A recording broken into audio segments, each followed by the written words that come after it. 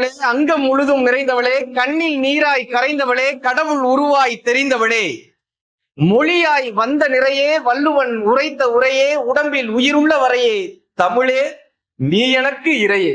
1000 ஆண்டுகள் ஆனாலும் வாசம் மாறா புன்னை இவள். 1000 ஆண்டுகள் ஆனாலும் வாசம் மாறா புன்னை இவள். 1000 மொழிகள் வந்தாலும் அத்தனை பேருக்கும் அன்னை இவள். பருவம் மாறா குமரி இவள். வட்டினத்தாரையும் மயக்கியவள்.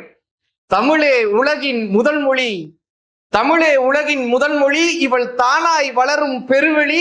எல்லா மொழியும் அதன் வழி. இவள் தாய்மொழிக்கெல்லாம் தாய்மொழி. பரவாயில்லையா? தமிழ் கவிதையை பேசினா கைதட்டுறதுக்கு ஒரு 10 பேர் இருக்காங்க. வா, உண்மையிலேயே எனக்கு என்ன ஒரு பெரிய மகிழ்ச்சி தெரியுமா? நான் மத்தியானம் ஐயா ஞானசம்பந்தன் ஐயாவை இங்க சந்திச்சோம்.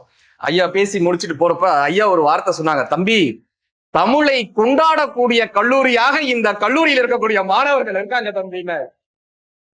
எனக்கு அவ்வளவு சந்தோஷமா இருந்தது.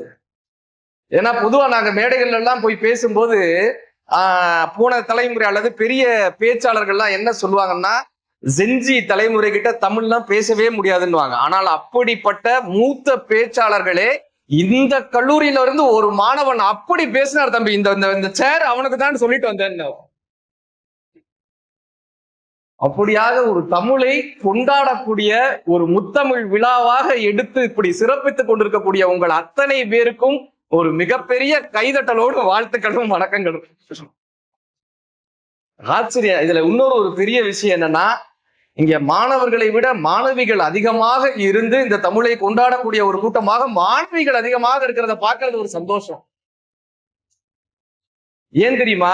இப்ப நாங்கெல்லாம் வந்து மேடையில பேசுறோம்ல, இப்ப ஒரு வேட்டி சட்டை கட்டு வந்து நாங்க பேசுறோம்ல, 20 வருட பயிற்சி ஐயா அறிமுகப்படுத்துறப்ப சொன்னாங்க, இது 20 வருட பயிற்சி. ஆனால் நீங்கள் ஒரு கல்லூரிக்கு வந்து படிக்க வேண்டும், தமிழை கொண்டாட வேண்டும் என்று நினைக்கிறீர்களே, இது 2000 வருட போராட்டம். 2000 வருட போராட்டம். நீங்க படிக்கணும்னு தாங்க அத்தனை பேரும் ஆசைப்பட்டாங்க இல்ல? எண்ணிய முடிதல் வேண்டும், நல்லவை எண்ணல் வேண்டும். நீங்க அப்படி உட்கார வேண்டும். ஏன் உட்கார்ந்து நின்றுட்டு இருக்கீங்க? உட்காருங்க. எண்ணிய முடிதல் வேண்டும், நல்லவை எண்ணல் வேண்டும், திண்ணிய நெஞ்சம் வேண்டும், தெளிந்த நல்ல அறிவு வேண்டும். இன்னும் நீங்க உட்காரல. ஒரு பாட்டை சொல்ல ஒரு ஆயிலான்னு நல்ல அற்புதமா இந்த ஒரு மதிய நேரத்தை இத்தனை தூரம் ஒரு சிரித்த முகத்தோடு தமிழை கொண்டாட வேண்டும் என்று நினைக்கக்கூடிய நமது அற்புதமான இந்த கல்லூரியில் ஒரு முத்தமிழ் விழாவில் தமிழ்நாடு வேளாண்மை பல்கலைக்கழகம் அன்பில் தர்மலிங்கம் வேளாண்மை கல்லூரி மற்றும் ஆராய்ச்சி நிலையம் நடத்தக்கூடிய ஒரு அற்புதமான இந்த தமிழ் விழாவில் உங்களை அத்தனை பேரையும் பார்க்கறதுல ஒரு பெரிய மகிழ்ச்சி கொண்டாடுற. நான் நிறைய காலேஜ்ல போய் பேசுறோமா, இப்படி வெட்டி சட்டோட வந்தோடனே பயந்துருவாங்க, என்ன சார் தமிழ் பாடம் நடத்த போறீங்களா அப்படின்னு. ஒரு பொண்ணெல்லாம் சொல்லிச்சு, ஒரு முன்னாடி ஒரு கல்லூரியில இன்ஜினியரிங் காலேஜ்ல பேச போகும்போது, அண்ணே நான் உங்க பேச்செல்லாம் கேட்பேனே, நீங்க அப்படியே எங்க தமிழ்வாதியார் மாதிரியே பேசுவீங்கண்ணே அப்படின்னுச்சு. நான் ரொம்ப சந்தோஷம், ஏமா உங்க ஆசிரியர் அவ்வளவு நல்லா பேசுவாரானே. இல்லண்ணே யார் கேட்கறாங்களோ இல்லையா அவர் பாட்டு பேசினே இருப்பாரு. எவ்வளவு சந்தோஷம் பாரு அதுல. இது பரவாயில்ல. இன்னொரு பொண்ணுல, அண்ணா நீங்க இந்த இன்ஸ்டாகிராம்ல வருவீங்கல்ல அப்படின்னுச்சு. ஆமாப்பா அப்படின்னு. இன்ஸ்டாகிராம்ல வர வேண்டியதானே, எதுக்கு எங்க காலேஜுக்கு வந்தீங்க அப்படின்னு. ஏன் அப்படின்னு, இன்ஸ்டாகிராம்ல இப்படி ஸ்வைப் பண்ணிட்டு போயிடுவோம், நேர்ல அது முடியாதுல்ல. ஆனா உண்மையிலேயே இங்க ஒரு பெரிய எனக்கு மகிழ்ச்சி என்னன்னா, ஒரு சிங்க கூட்டத்தை பெண் சிங்கம் தான் தலைமை ஏற்கும். ஒரு யானை கூட்டத்தை பெண் யானை தான் தலைமை ஏற்கும். ஒரு தேனி கூட்டத்தை பெண் தேனீக்கள் தான் தலைமை ஏற்கும். அப்படியாக இந்த தமிழ் படையினுடைய தலைவியாக நாங்கள் இருக்கிறோம் என்று காட்டுவதற்காக இத்தனை தமிழ் மாணவிகள் படையை உருவாக்கியிருக்காங்கல்ல, அதற்காகவே நமது கல்லூரிக்கு ஒரு பெரிய பாராட்டுகள். நான் மேம்கிட்ட வரும்போது கூட கேட்டேன், மேடம் அவ்வளவு அழகான ஓவியங்கள், அவ்வளவு அற்புதமான ஓவியங்கள். இந்த முத்தமிழை வைத்து இங்க ஒரு ஓவியம் மறைந்திருந்தாங்கல்ல, சேர சோழ பாண்டியரோடு வேள்பாரியை கொண்டு வந்த அந்த மாணவர்களுக்கு ஒரு பெரிய அரங்கு நிறைந்த கைதட்டலோடு ஒரு பாராட்டுட்டாங்க. வரும்போது உண்மையிலேயே சொல்லணும்னா ஒரு பேச்சாளராகத்தான் வந்தோம். ஆனா இந்த ஓவியங்கள் எல்லாம் பார்க்கும் போது தமிழை கொண்டாடக்கூடிய ஒரு இடத்திற்கு வந்திருக்கிறோம்னு நினைக்கும் போதே எனக்கு ஒரு மிகப்பெரிய ஒரு மகிழ்ச்சி, ஒரு ஆனந்தம், ஒரு சந்தோஷம், ஒரு குதூகலம். இந்த தமிழ் படை மாணவிகளை பார்த்து, எங்கேயாவது மாணவர்கள் இருக்கீங்களா? கண்ணு கெட்டின தூரம் ஏதாவது தெரிய மாட்டான் இருக்கா? எங்க பசங்க இருக்கா? ஏன்னா கூட்டிட்டு வந்ததெல்லாம் பயலுக்கு தான் கூட்டு வந்தானு. சாரு ஒரு ஸ்கூல்ல கேட்டு, ஏப்ப இந்த +1 +2 எல்லாம் படிக்கிறப்ப ஃபர்ஸ்ட் மார்க் பூரா பொண்ணுங்க தானே எடுக்கிறாங்க, ஏன்டா நீங்க எடுக்கலன்னு நம்ம பையன் சொன்னா, கல்விக்கு யாரு கடவுள் அப்படின்னா சரஸ்வதி. லேடிஸ் தானே மார்க் போடுவாங்க. நீங்க கல்விக்கு கடவுள் கருப்புசாமின்னு மாத்தி பாருங்க, நாங்க எப்படி வாங்குறோம். அப்படி இங்க ஜானகி மேம்ல இருந்து ஒருங்கிணைப்பாளர்கள் இருந்து அத்தனை பேருமே இணைந்து ஒரு தமிழ் படையை, மாணவிகள் படையை உருவாக்கி இருக்கிறார்கள் என்பது உங்களுக்கு ஒரு பெரிய கைதட்டு இல்லையா? எங்களுக்குலாம் இந்த மாதிரி பேசுற தமிழ்ல ஒரு பாட்டே வரும். கங்குள் யானை காலில் படுத்தினும் படுத்தலாம், சுடர்வகு பகுவாய சிங்க வாயினுள் செலுத்தினும் செலுத்தலாம், தென்புலத்தார் கோமா நரகிடையே வீழ்த்தினும் வீழ்த்தலாம், விடையேறும் என் நாயகா தமிழறியார் முன் இயம்புதல் தவிர்ப்பாயேன்னு தமிழ்ல ஒரு பாட்டு இருக்கு. என்ன பாடுறதான்னு கேட்டப்படாது. யானை காலில் போய் விழுந்துடலாமா, நரகத்துல போய் கூட விழுந்துடலாமா, சிங்கம் வாய்க்குள்ள போய் தலைய விட்டுடலாமா, ஆனா தமிழ் தெரியாம ஒருத்தங்க இருப்பாங்களா, அவங்க முன்னாடி தமிழ் பேசுற மாதிரி ஒரு கொடுமை உலகத்திலேயே இருக்காது. எனக்கு அந்த மாதிரி நிறைய நடந்திருக்கு சார், நிறைய நடக்கும். எங்க சன் டிவில இந்த நாள் இனிய நாள்னு ஒரு நிகழ்ச்சி காலையில பேசுறேன். இந்த நாள் இனிய நாள்னு ஒரு நிகழ்வு. இந்த நிகழ்வு காலையில எப்படி எடுப்பாங்க, கிரீன் மேட் ஸ்டுடியோ கேள்விப்பட்டீங்களா? இப்படி ஒரு கிரீன் மேட் ஸ்டுடியோ போட்டிருப்பாங்க. நாங்க இப்படி நீங்க எல்லாம் இப்படி தலையாட்டுற மாதிரி நினைச்சுக்கிட்டு பேசணும். இப்ப நீங்க எல்லாம் தலையாட்டுறீங்களா, பேசுறத கேக்குறீங்களா, அப்ப பேச்சு புரியுதுன்னு அர்த்தமா? இந்த ஸ்டூடியோல ஒரே ஒரு கேமராமேன் இருப்பான். அவனை தலையாட்டினா தான் நாங்க பேசுறது கரெக்டுன்னு அர்த்தம். அவன் ஏதாவது சிரிச்சு கைதட்டினானா நம்ம பேசுறது நல்லா இருக்குன்னு அர்த்தம். இப்ப நீங்க எல்லாம் சிரிச்சு கைதட்டீங்கன்னா பேச்சு வரும். அவன் இல்ல, நான் என்னெல்லாமோ தமிழ் பாட்டு சொல்றேன், முறைக்கிறான் கடந்து. ஆள நெடுந்திரை யாரு கடந்து இவர் போவாரோ, வேலை நெடும்படை கண்டு விளங்கிடும் இல்லாடோ, தோழமை என்றவர் சொல்லிய சொல்லுற சொல்லன்றோ, ஏழமை வேட அறிந்தல ரெண்டனை ஏசாரோ, அந்த ஆளு முறைக்கிறான். வெய்யோன் ஒளிவிரி சோதியில் மறைய பொய்யோ எனும் விடையாளோடும் இளையாளோடும் போனான், மையோ மரகதமோ மறி கடலோ மலை முகிலோ, ஐயோ இவன் அழகு என்னும் அழியா போ, அந்த ஆளை கூட பாக்குறேன், முறைக்கிறான். யாதும் ஊரே யாவரும் கேளீர், அந்த ஆளை பாக்குறேன், முறைக்கிறான். நான் போய் சொன்னேன், எப்பா கையெடுத்து கும்பிட்டு, இந்த பாருப்பா, நீ கைதட்டினாதான் எனக்கு பேச்சு வரும், முறைச்சு பார்த்தனா எனக்கு என்ன பேச்சு வரும்னு. அவன் கிட்டக்க வந்து, கே பத்தாயே ஆப்கா கே போல்தி. ஆனாலும் நான் கவலைப்படல, ஹிந்திக்காரராக இருந்தாலும் நம்ம படித்த தமிழை சொல்லிவிட்டு தாயா வருவோம்னா. ஏன் தெரியுமா? அமெரிக்க நாட்டுல அமெரிக்கர்கள் தங்கள் மொழிகளை, ஆங்கிலத்தை வர்த்தக மொழின்னு சொன்னாங்க, வர்த்தக மொழின்னாங்க. அரபு மொழியை சொல்லும் போது அதை கவிதை மொழின்னு சொன்னாங்க.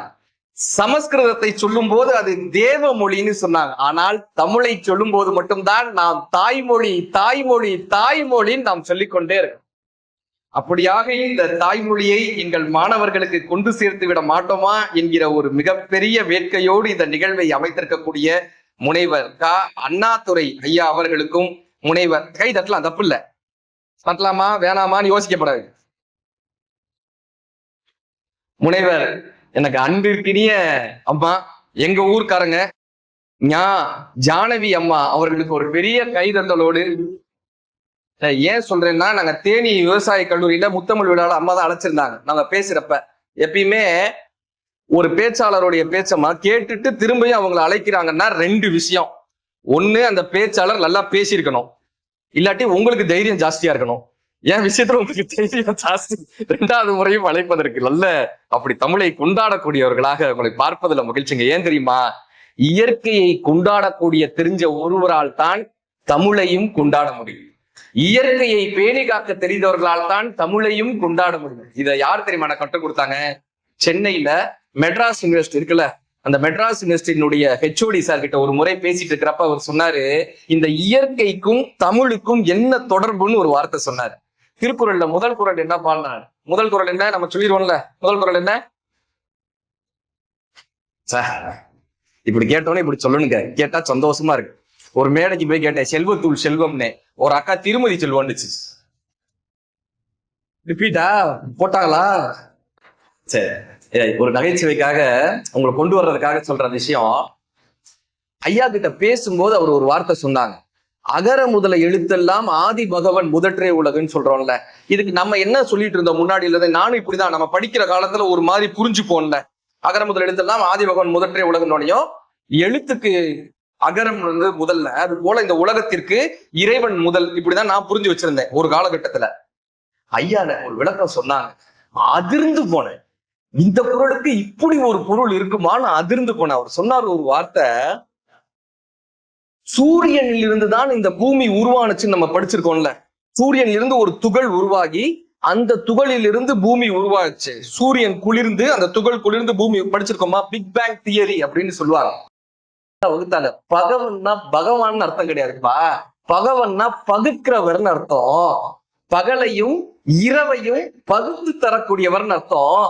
எப்படி எழுத்துக்கு இந்த ஓசை, மனித ஓசை இருக்குல்ல, ஏதாவது ஒண்ணு அடிபட்டுச்சுன்னா ஆ அப்படின்னு கத்துறோம்ல, ஆ அப்படின்னு கத்துறோம்ல, இது உயிரின் ஓசையா. ஒவ்வொரு உயிருக்கும் ஒரு ஓசை இருக்குமா. மனிதனுக்கான உயிரின் ஓசை ஆ, பசுவிற்கான உயிரின் ஓசை மா. இப்படி ஒவ்வொரு உயிருக்கும் ஒரு ஓசை இருக்குமா. அப்படி மனிதனினுடைய உயிரின் ஓசை எப்பொழுது தொடங்கியதோ அப்பொழுதே இந்த தமிழ் தொடங்கியது. எப்படி தெரியுமா? சூரியனில் இருந்து பூமி எப்போது குளிர்ந்ததோ, மனிதனினுடைய உயிர் ஓசை எப்போது பிறந்ததோ அப்பொழுதே இந்த தமிழ் மொழி பிறந்து விட்டது. அதனால் அகர முதல எழுத்தெல்லாம் ஆதி பகவன் முதற்றே உலகுன்னு வள்ளுவர் எழுதினார், பாடினார். கதிர் பிடித்து பிளம்பு விழ, கடல் குடித்து சூடாற்ற, முதுமை மிகு நிலப்பரப்பில் முதல் பிறப்பு தோன்றிவிட, நதி வரும் முன் மணல் தரும் முன் நலம் வளர்த்த பெருமழகே, தமிழ் மதுரை பெருவழியில் பாண்டியர்க்கை பார்த்தவளே, நின்னை நான் வணங்குவதும் நான் உன்னை வாழ்த்துவதும் அன்னை மகருக்கிடையே அழகில்லை என்பதனால் நின்னை வளர்த்து வரும் தமிழ் புலவர் தன்னை வணங்குகின்றேன், தமிழ் புலவர் வாழியவேன்னு கண்ணதாசன் சொல்லுவார். தமிழை கொண்டாடக்கூடிய அத்தனை பேரையும் வணங்கணுமா. பொறுப்பிலே பிறந்து தெருகன் புகழிலே கிடந்து சங்க திருப்பிலே இருந்து வைகை ஏட்டிலே தவழ்ந்த பேதை நெருப்பிலே நின்று கற்றோர் நினைவிலே நடந்தோர் என மறுப்பிலே பயின்ற பாவை மருங்கிலே வளர்கின்றார். வில்லிபுத்திராழ்வார். நெல்லை ஜெயந்தா ஒருபடி மேல போவார். கங்கை யாரு? தலையின் சூடும் இறையனாரு, அவர் மைந்தனாரு, முருகனாரு, அவர் கொண்ட முகமாறு, படையாறு, அவர் அடியாறு, அகத்தியாரு, நேற்று பாரதியாரு, அன்று ஔவையாரு, இன்னும் பலர் உன்னை கற்றாரு, பலர் முற்றாரு, இதோ உன் காலில் கலக்க வரும் நானோ ஒரு சிற்றாரு, உயிரெழுத்து ஈராறு மெய்யெழுத்து மூவாறு, என் நாவில் தடையின்றி வருமாறு, தாயே நீ பரிமாறுன்னு. பரவாயில்லையா? கவிதை சொன்னா கை தட்டுறீங்களா? இந்த 2 பேர் மட்டும் எந்திரிச்சு போயிட்டாங்க. நல்லா பேசுவேன்னா, நல்லா தான் பேசுவேன். அதை பொண்ணு நினைச்சிருச்சு, நீ தமிழ் பாடம்லாம் இல்லைன்டாயிலே. நான் பொதுவாகவே மேடம் எப்படின்னா, நிகழ்ச்சி இல்லாத நேரத்துல என் பயல்கிட்ட கூட நான் தமிழ் பேசுறது கிடையாது. ஆனா இங்க தமிழை கொண்டாடக்கூடியவர்கள் இருக்காங்களே, என் பையனை கூப்பிட்டு சொல்றேன், 6வது தான் படிக்கிறான். அவனோட சொல்றேன், நிகழ்ச்சி இல்லாத நேரத்துல கூப்பிட்டு சொன்னேன், படிடா, படிச்சா வாழ்க்கை முன்னேறலாம்டா, தமிழை கத்துக்கங்கடா. அவன் சொல்லி கண்ணதாசனை இதே மாதிரி நம்ம சும்மா இருக்கணும்ல, தமிழ் படிச்சவங்களால சும்மா இருக்க முடியாது. பையனை கூப்பிட்டு உட்கார வச்சு, கண்ணதாசன் ஐயா படிப்பை பத்தி என்ன தெரியுமாடா சொன்னாரு? இசை அறிந்தோன் குழல் எடுத்தால் இசை பிறக்கும், திசை அறிந்தோன் படகெடுத்தால் தேசம் தோன்றும், திடமுடையோன் படையெடுத்தால் பகைமை வீழும், அறிவுடையோன் ஏடொன்றை அறிவின் கன்று அவ்வளியே தமிழ் செய்தி வந்தது என்று திடமுடையோன் கைகளிலே திகழ்ந்து நின்று தேனமுற தமிழோசை வாழ்க நன்றுன்னு கண்ணதாசன் ஐயா சொன்னார் தெரியுமான்னு. இல்ல நீ கை தட்டிட்ட, அவன் எப்படியே முறைச்சு பார்த்தான். படிச்சா நல்லது அவ்வளவுதானே, ஏன் இழுக்கிற, ஏன்பா இழுக்கிற, சாட்டா முடிப்பா. என் ஒய்ஃபை கூப்பிட்டு கேட்கிறான், அம்மா are you going to waste your life with this Kannadasan கை அப்படின்றா. மேம் இந்த போன்ல சேட் ஜிபிடின்னு ஒண்ணு வந்திருக்கு மேம், அதை எடுத்துட்டு இந்த போன்ல சேட் ஜிபிடி எடுத்து கேட்கிறான், Google how to put my father in mute அப்படின்றா. அதுக்கு கூகுள் 3 ஆப்ஷன் கொடுக்குது. stitch your father mouth, paste your father mouth, bring your mother in front of him. அவன் 3வது ஆப்ஷன் எடுத்துட்டான். எங்க இல்ல அப்படி இந்த தமிழை ஏன்பா இந்த தமிழை இப்படி கொண்டாடுறோம் நாங்க, ஏன் இந்த தமிழை கொண்டு உங்களுக்கு ஒரு ஆச்சரியம் சொல்லட்டுமா? இந்த உலகத்துல கிட்டத்தட்ட 10,000களுக்கும் மேற்பட்ட மொழிகள், பேசக்கூடிய மொழிகள் 10,000த்திற்கும் மேற்பட்ட பேசக்கூடிய மொழிகள் இருக்குன்னா, இப்ப சாதாரண பேசுறோம்ல, மொழி வடிவத்துல பேசுறோம்ல, இப்படி 10,000த்துக்கும் மேற்பட்ட மொழிகள் பேச்சு மூலங்களை மட்டும் இருக்கு. இந்த 10,000த்துக்கும் மேற்பட்ட மொழிகள்ல எழுத்து இருக்குல்ல, 1000 மொழிகளுக்கு மட்டும்தான் எழுத்து இருக்கு. 10,000 மொழிகள் வெறும் பேசுவாங்க, 1000 மொழிகளுக்கு மட்டும்தான் எழுத்து இருக்கு. இந்த 1000 மொழிகள்ல லிட்ரேச்சர்னு சொல்றோம்ல, இலக்கியம், காலம் கடந்த லிட்ரேச்சர்ஸ் இருக்குல்ல, இந்த இலக்கியமும் இலக்கணமும் இருக்கக்கூடிய மொழிகள் வெறும் 100 மொழிகள் தான் வைக்கிறாங்க. 100 மொழிகளுக்கு தான் இலக்கியம் இருக்கு, இலக்கணம், கிராமர், லிட்ரேச்சர் அண்ட் கிராமர். இப்படி தமிழ்ல சொன்னதான் எல்லாருக்கும் புரியும், கரெக்டா? இலக்கியமும் இலக்கணமும் இருக்கக்கூடிய மொழிகள் வெறும் 100 தான். இந்த 100 மொழிகளில் 1000 வருடத்தை கடந்த மொழிகள் எதுன்னு பார்த்தோம்னா 6 மொழிகள் சொன்னார். 6 மொழிகள்: பிரெஞ்சு, ஜெர்மன், லெட்டின், ஹிப்ரு, சமஸ்கிருதம், தமிழ் 6 மொழிகள் தான் 1000 வருடத்தை கடந்த மொழினாங்க. ஆனால் இந்த கீழடி அகழ்வாய்வை திறந்த பிறகு 3000 வருடங்கள் கடந்து உலகத்திலேயே எழுத்து, பேச்சு, இலக்கியம், இலக்கணம் என்று இன்று வரை தன்னை கண்ணியாக வைத்திருக்கக்கூடிய ஒரே மொழி எதுனா அது தமிழ் மொழியாக மட்டும்தான் இருக்கிறது. நீங்க இது வெறும் வாட்ஸ்அப் செய்தி கிடையாது. வாட்ஸ்அப்ல ஃபார்வர்ட் நீங்க என்ன பண்ணலாம்னா, தேனி பக்கத்துல ஒரு புலிமான் கொம்பைன்னு இருக்கு, நீங்க கூகுள்ல போய் அடிச்சு பாருங்க. நம்ம எவ்வளவு பெரிய பாரம்பரியத்திலிருந்து வந்திருக்கோம்னு நமக்கு தெரியும். தேனி பக்கத்துல புலிமான் கொம்பைன்ற இடம், அங்க ஒரு 2ஆம் நூற்றாண்டை சேர்ந்த ஒரு நடுகள் நமக்கு கிடைக்குது. 2ஆம் நூற்றாண்டு. இப்ப என்ன நூற்றாண்டு? அடுத்த நிகழ்ச்சிக்கு வந்திருப்பா நீ. இப்படி முன்னாடி உட்காந்து சிரிச்சு என்ன கேள்வி கேட்டாலும் இப்படி பதில் சொல்றதுக்கு 4 பேர் இருந்தா பேசுறதுக்கு சந்தோஷமா இருக்கு. சில பேர்லாம் முறைச்சு பார்ப்பாயா முன்னாடி உட்காந்து. எனக்கெல்லாம் பயமா இருக்கும், வேட்டி கலண்டுருச்சோ, பட்டன் கிட்டன் அந்திருச்சோ, எதுக்கியா முன்னாடி உட்காந்து முறைக்கிறாங்க. ஆனா இப்படி சிரிச்சு இப்படி பேசுறப்ப சந்தோஷமா இருக்கு. இன்னைக்கு என்ன நூற்றாண்டு? 21ஆம் நூற்றாண்டுல இருக்கோம். 2ஆம் நூற்றாண்டுனா என்ன தெரியுமா? அமெரிக்கா ஐஸ் கட்டியாக இருந்த காலம். ஐரோப்பான்ற நாடு உருவாகவே இல்லை, லண்டன்ல உருவாகல. அமெரிக்காலாம் ஐஸ் கட்டியா இருந்த காலம். 2ஆம் நூற்றாண்டை சேர்ந்த ஒரு நடுகள். இந்த இங்க சித்திர எழுத்துக்கள் போட்டிருக்கீங்கல்ல, வரைஞ்சிருந்தீங்கல்ல, சித்திர ஓவியங்கள் வரைஞ்சிருந்தீங்கல்ல, அப்படி அந்த நடுகள்ல ஒரு எழுத்துக்கள் பொறிக்கப்பட்டிருக்கு. தமிழ் பிராமி எழுத்துக்கள், தமிழி எழுத்துக்கள்னு சொல்லுவோம். அந்த எழுத்துக்கள் அங்க பொறிக்கப்பட்டிருக்கு. நான் கல்வெட்டியல் கிளாஸ் படிக்கும் போது அந்த ஐயா எனக்கு இந்த தகவலை சொன்னாங்க. நாங்க போய் அதுக்கப்புறம் கீழடியில அந்த அகழ்வாய்வுல அந்த கல் இன்னும் பத்திரமா வச்சிருக்காங்க அந்த கல்லை. அதுல என்ன தெரியுமா எழுதப்பட்டிருக்கு? நல்லா கவனிச்சுக்கங்க. 2ஆம் நூற்றாண்டுல ஒரு ஆடு மாடு திருடர் வந்த ஒரு திருடர் கூட்டத்தை ஆதிரையன் என்கிற ஒரு வீரர் சண்டை போட்டு தன்னுடைய உயிரை விட்டுருக்காரு. இந்த உயிரை விட்ட காரணத்தினால் அந்த ஆதிரையனுடைய நினைவாக ஒரு நடுகள் நடப்பட்டு அதுல இந்த சம்பவத்தை எழுதி அந்த ஆதிரையனை வணங்குறாங்க. இது செய்தி. இதுல இருந்து என்ன தெரியுமா தெரியுதுன்னா, 2ஆம் நூற்றாண்டுல அமெரிக்கா ஐஸ் கட்டி, லண்டன்ற ஊரே உருவாகல. அந்த 2ஆம் நூற்றாண்டுல ஆடு மாடுகளை வைத்து மேய்க்கக்கூடிய ஒரு சிவிலைஸ்டு சொசைட்டியாக தமிழர்கள் இருந்திருக்கிறார்கள் என்பது முதல் ஆச்சரியம். 2வது ஆச்சரியம் என்ன தெரியுமா? அத ஒருத்தர் திருட வந்திருக்கான்ல, திருட வந்தவனோட ஒருத்தர் சண்டை போட்டிருக்காருல்ல. 2ஆம் நூற்றாண்டிலேயே போர் கருவிகளும் போர் திறனும் படைத்தவர்கள் தமிழர்களாக இருந்திருக்கிறார்கள் என்பது 2வது ஆச்சரியம். 3வது ஆச்சரியம் என்ன தெரியுமா? சண்டை போட்டு உயிரை விட்டவருக்கு ஒரு நடுகள் வச்சு அதுல ஒரு எழுதியிருக்கான் பாருங்க. 2ஆம் நூற்றாண்டிலேயே எழுதவும் படிக்கவும் தெரிந்த ஒரு நாகரிகமான சமூகமாக தமிழர்கள் இருந்திருக்கிறார்கள் என்பதுதான் நமக்கு கிடைத்த ஒரு மிகப்பெரிய ஆச்சரியம். அதனாலதான் நம்ம சொன்னோம், கல் தோன்றி மண் தோன்றா காலத்தே வாளோடு முன் தோன்றிய மூத்த கொடி. சும்மா சொல்லல. பல ஊர்கள் உருவாவதற்கு முன்னாலேயே பிறந்த மக்கள். நம்ம அப்படியே பெருமை கொட்டுக்கொள்ளக்கூடிய ஒரு விஷயம் முத்தமிழ் விழாவாக. ஏன் தெரியுமா தமிழை தாய்மொழின்னாங்க? இந்த அம்மாவுக்கு மட்டும்தாங்க தெரியும் தான் பிள்ளை. உண்மையிலேயே ஆச்சரியம் சொல்லட்டுமா, தான் பிள்ளை என்ன கொடுத்தா சாப்பிடுவான்றது அம்மாக்களுக்கு தான் தெரியும். கரெக்டா? எப்படி கொடுத்தா சாப்பிடுவான்னு. நீங்க அப்பாக்கள் கிட்டயும் போய் குறைகளை சொன்னா செஞ்சு கொடுத்துருவாங்க. ஆனா இந்த அம்மாக்களுக்கு ஒரு ஆச்சரியம் இருக்குங்க. என்ன தெரியுமா? ஒரு சைக்காலஜி இருக்கு. தான் புள்ள முன்னாடி இருக்கிறான்ல, அவனுடைய மனசு சோகமா இருந்தா அவன் முகத்தை பார்த்தே கண்டுபிடிச்சிருவாங்க. கரெக்டா? இது தாய்மார்களுக்கே பெண்களுக்கே இயற்கை கொடுத்த பெரிய வரம். நீங்க அதனாலதான் எல்கேஜி யூகேஜி படிக்கிற குழந்தைகள் எல்லாம் பாருங்களேன், அம்மா வயதே இருக்கிறவங்க மட்டும்தான் டீச்சரா போடுவாங்க. கரெக்டா மேடம்?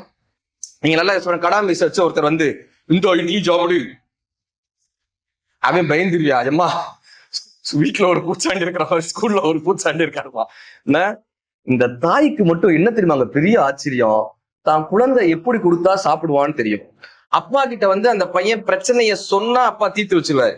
பசிக்குதுப்பான்னு சொன்னா சாப்பாடு வாங்கி கொடுத்துருவாரு, இல்ல சாப்பாடு கொடுத்துரு. ஆனா தான் புள்ள முன்னாடி நின்னாலே அந்த குழந்தைக்கு பசிக்குதா, ஏன் சோகமா இருக்கான், என்ன பிரச்சனைன்னு அவன் சொல்லாமலேயே புரிந்து கொள்ளக்கூடிய தன்மை, அது பெண்களுக்கே இறைவன் கொடுத்திருக்கக்கூடிய ஒரு மிகப்பெரிய ஒரு வரம்.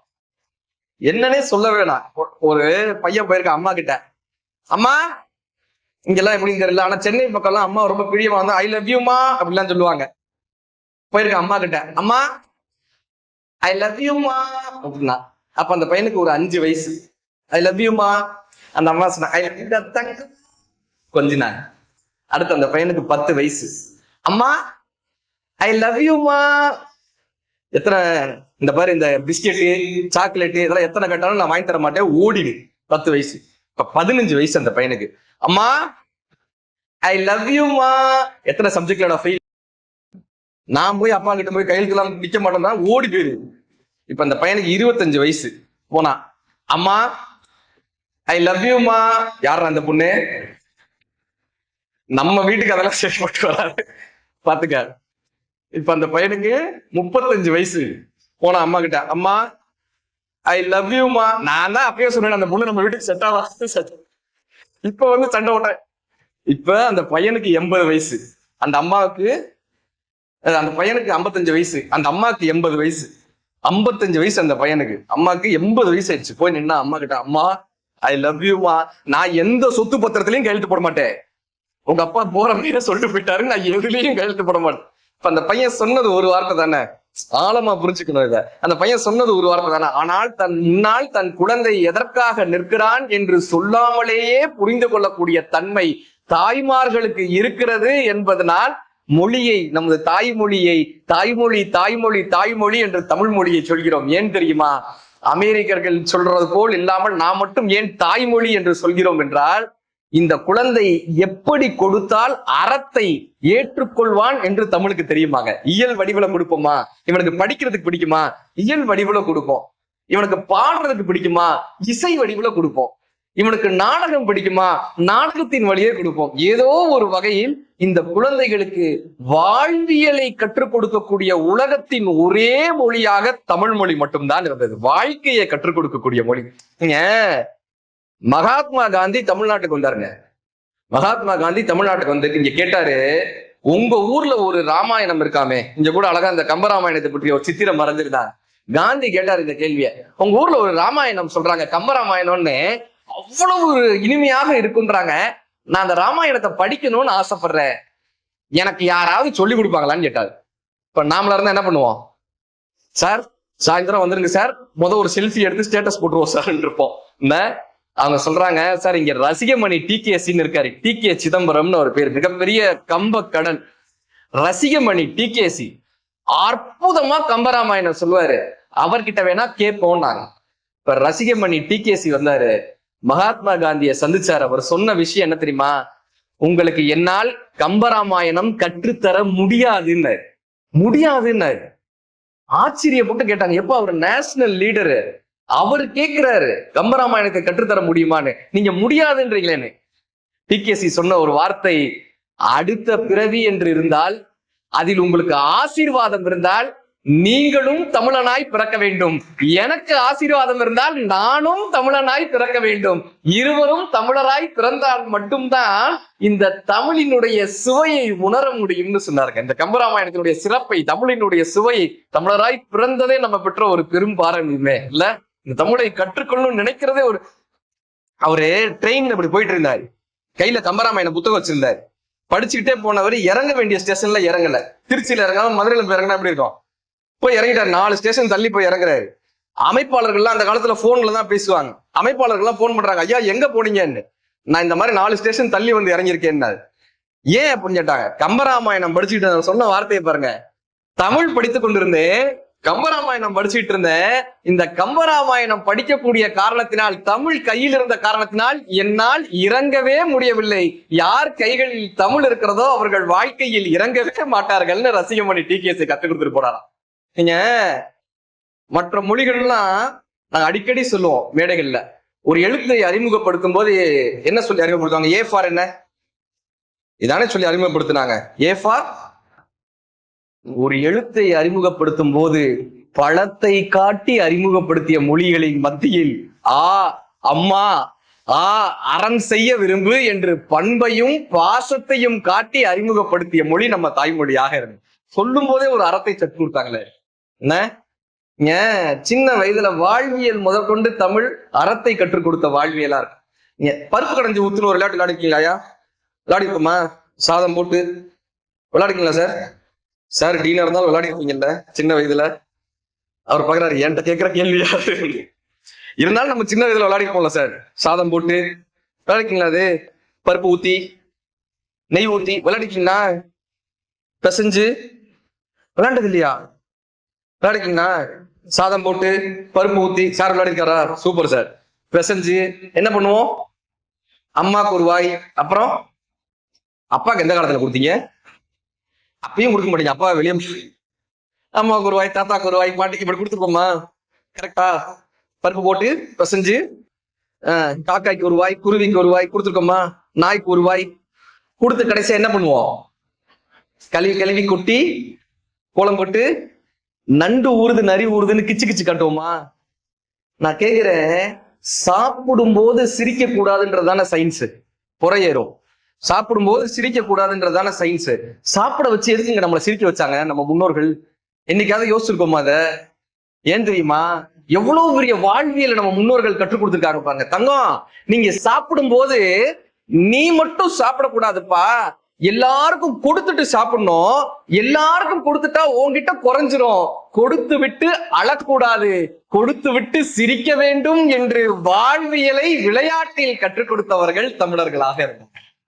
எவ்வளவு பெரிய விஷயத்தை அப்படி கடத்திட்டு போயிருக்காங்க. விளையாட்டில் வாழ்வியலை கொடுத்தவர்களாக. இங்க கிராமத்துல எல்லாம் இப்ப நான் இங்க வரும்போது ஒரு ஆச்சரியம் சார். நம்ம கல்லூரியில பார்க்கும் போதே ஒரு கிராமத்துக்குள்ள இருக்கக்கூடிய ஒரு ஃபீல் எனக்கு இருந்தது. எங்க ஊருக்கு மறுபடியும் எங்க ஊர் தலகாக்குளத்துக்கு போன ஒரு பெரிய அப்படி ஒரு கிராமத்தையே இந்த கல்லூரியில கொண்டு வந்திருக்கீங்க. அவ்வளவு ஆச்சரியம்.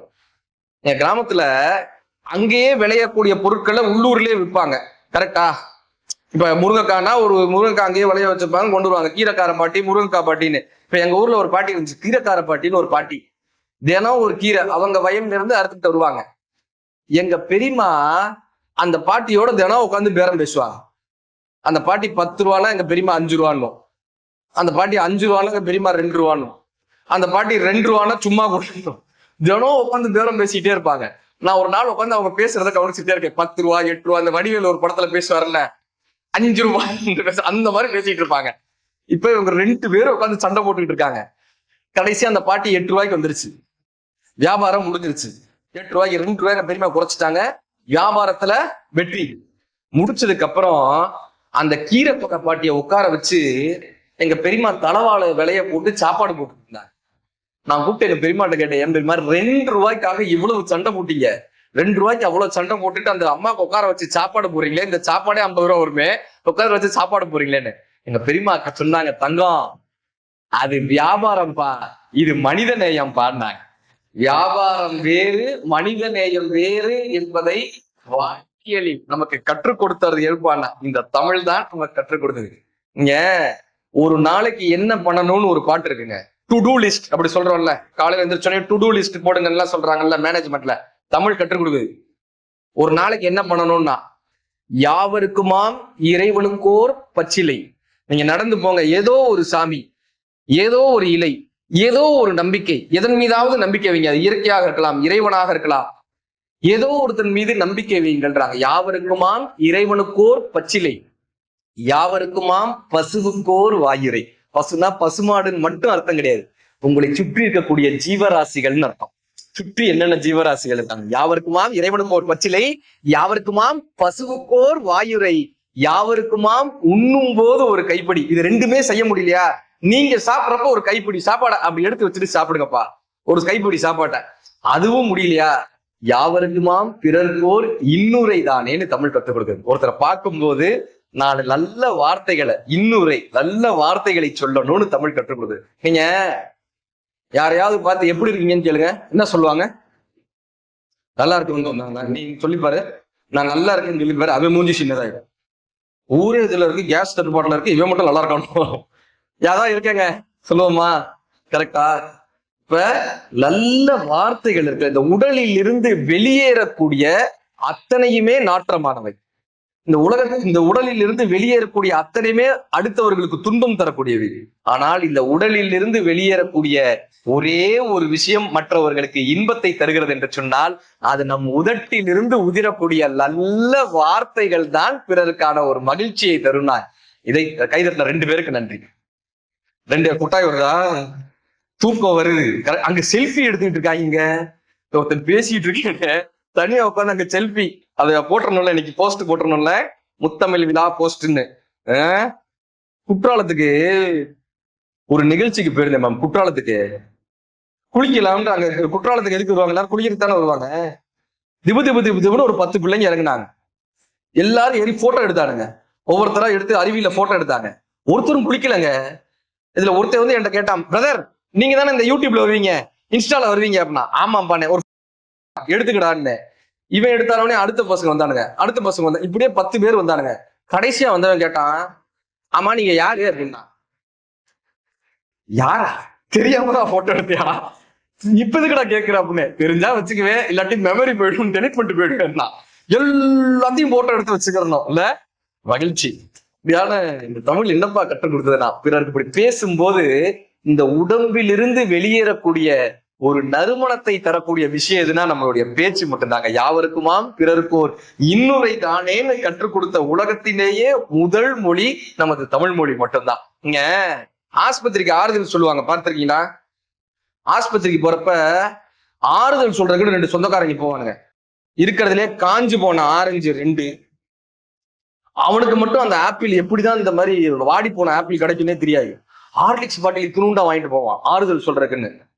வைத்த வலியா? எங்க பெரியப்பாக்கு இப்படிதான் வைத்த வலி வந்துச்சு. 3 நாள்ல கேன்சர்ன்ட்டாயிலே, அவ்வளவுதான் உங்க வாழ்க்கை முடிஞ்சுட்டான். அவர் சொல்றாரு அப்படிலாம் இல்லப்பா டாக்டர், அதெல்லாம் இல்ல.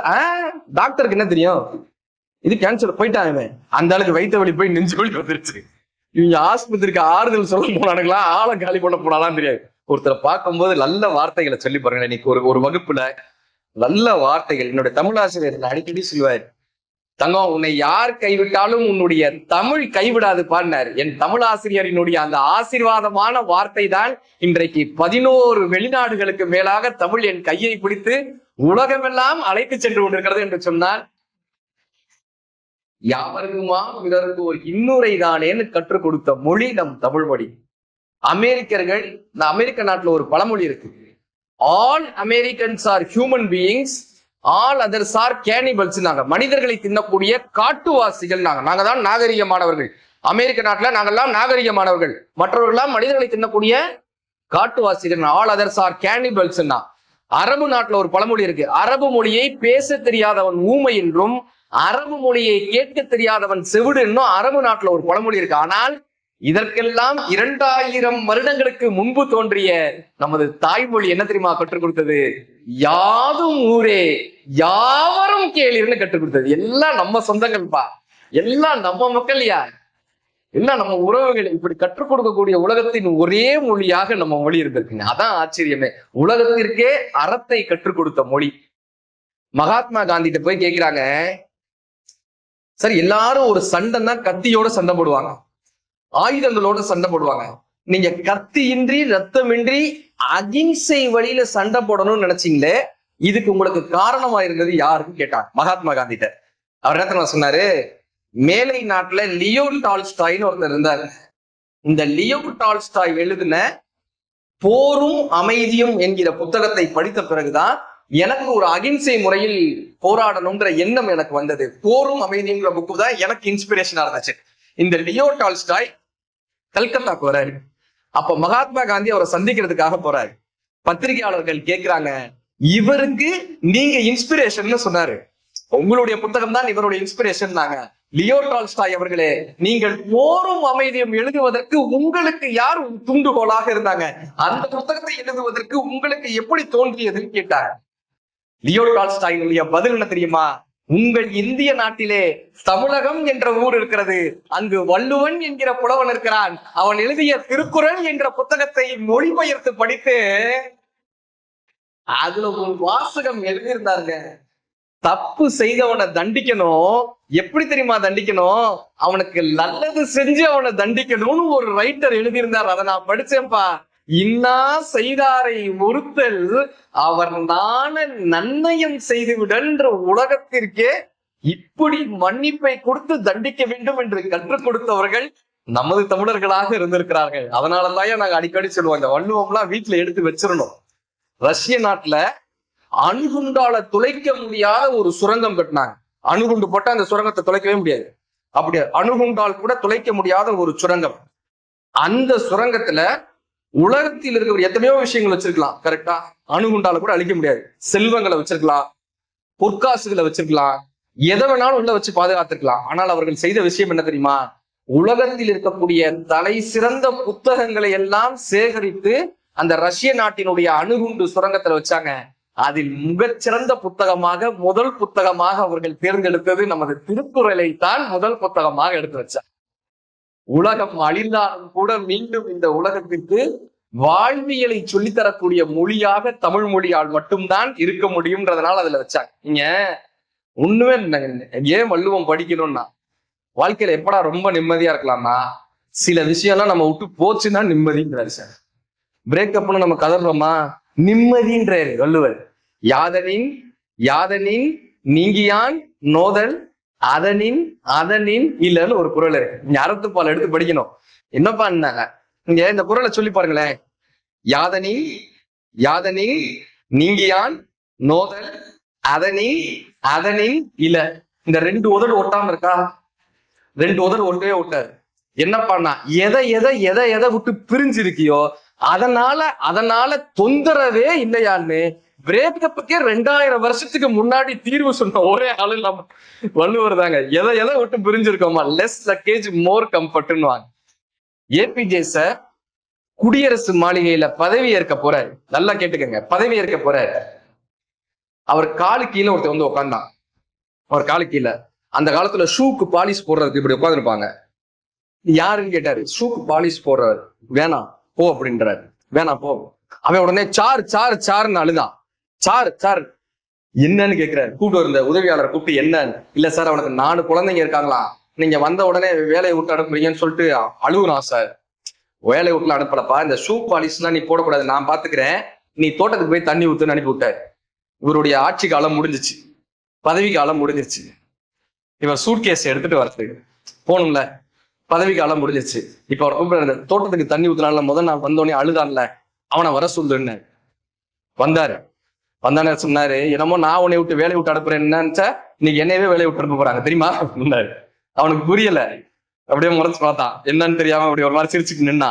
நீ இந்த தோட்டத்துக்கு தண்ணி அடிப்பேலப்பா, அந்த மாதிரி இந்த சூட்கேஸ்ல அந்த ஸ்ப்ரே பண்ணி காட்டு, சூட்கேஸ்ல ஸ்ப்ரே பண்ணு அப்படின்னாரு. அவன் சொன்னா, அது சூட்கேஸ் நம்ம திங்ஸ் எல்லாம் இருக்கும், டாக்குமெண்ட்ஸ் இருக்கும், அதுல எப்படி இல்ல நீ ஸ்ப்ரே பண்ணு அப்படின்னாரு. உடனே சூட்கேஸ்ல இப்படி ஸ்ப்ரே பண்ண. அப்துல் கலாம் ஐயா சொன்ன வார்த்தை என்ன தெரியுமா?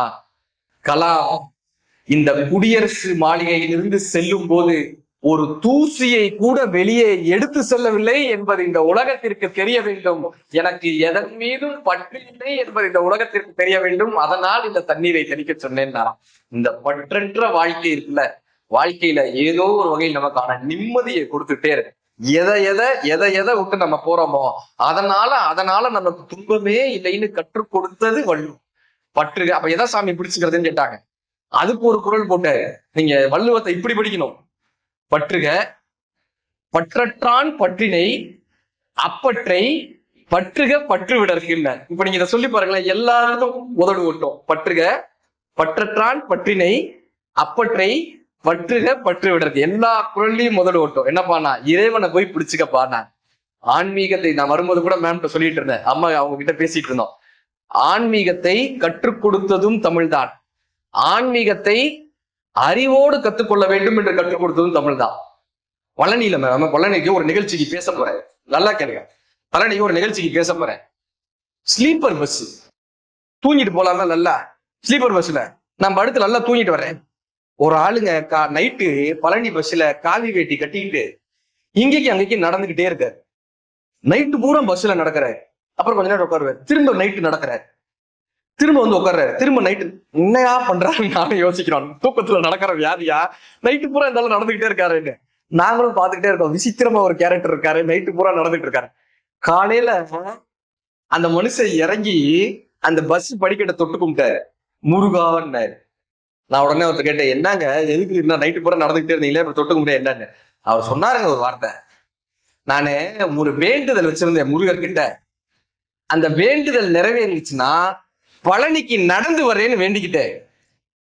இப்ப பழனிக்கு நடந்த மாதிரி ஆயிடுச்சு, வேண்டுதல் நிறைவேறின ஆயிடுச்சு ஆச்சுன்னு. யாருங்க ஏமாத்திரம்?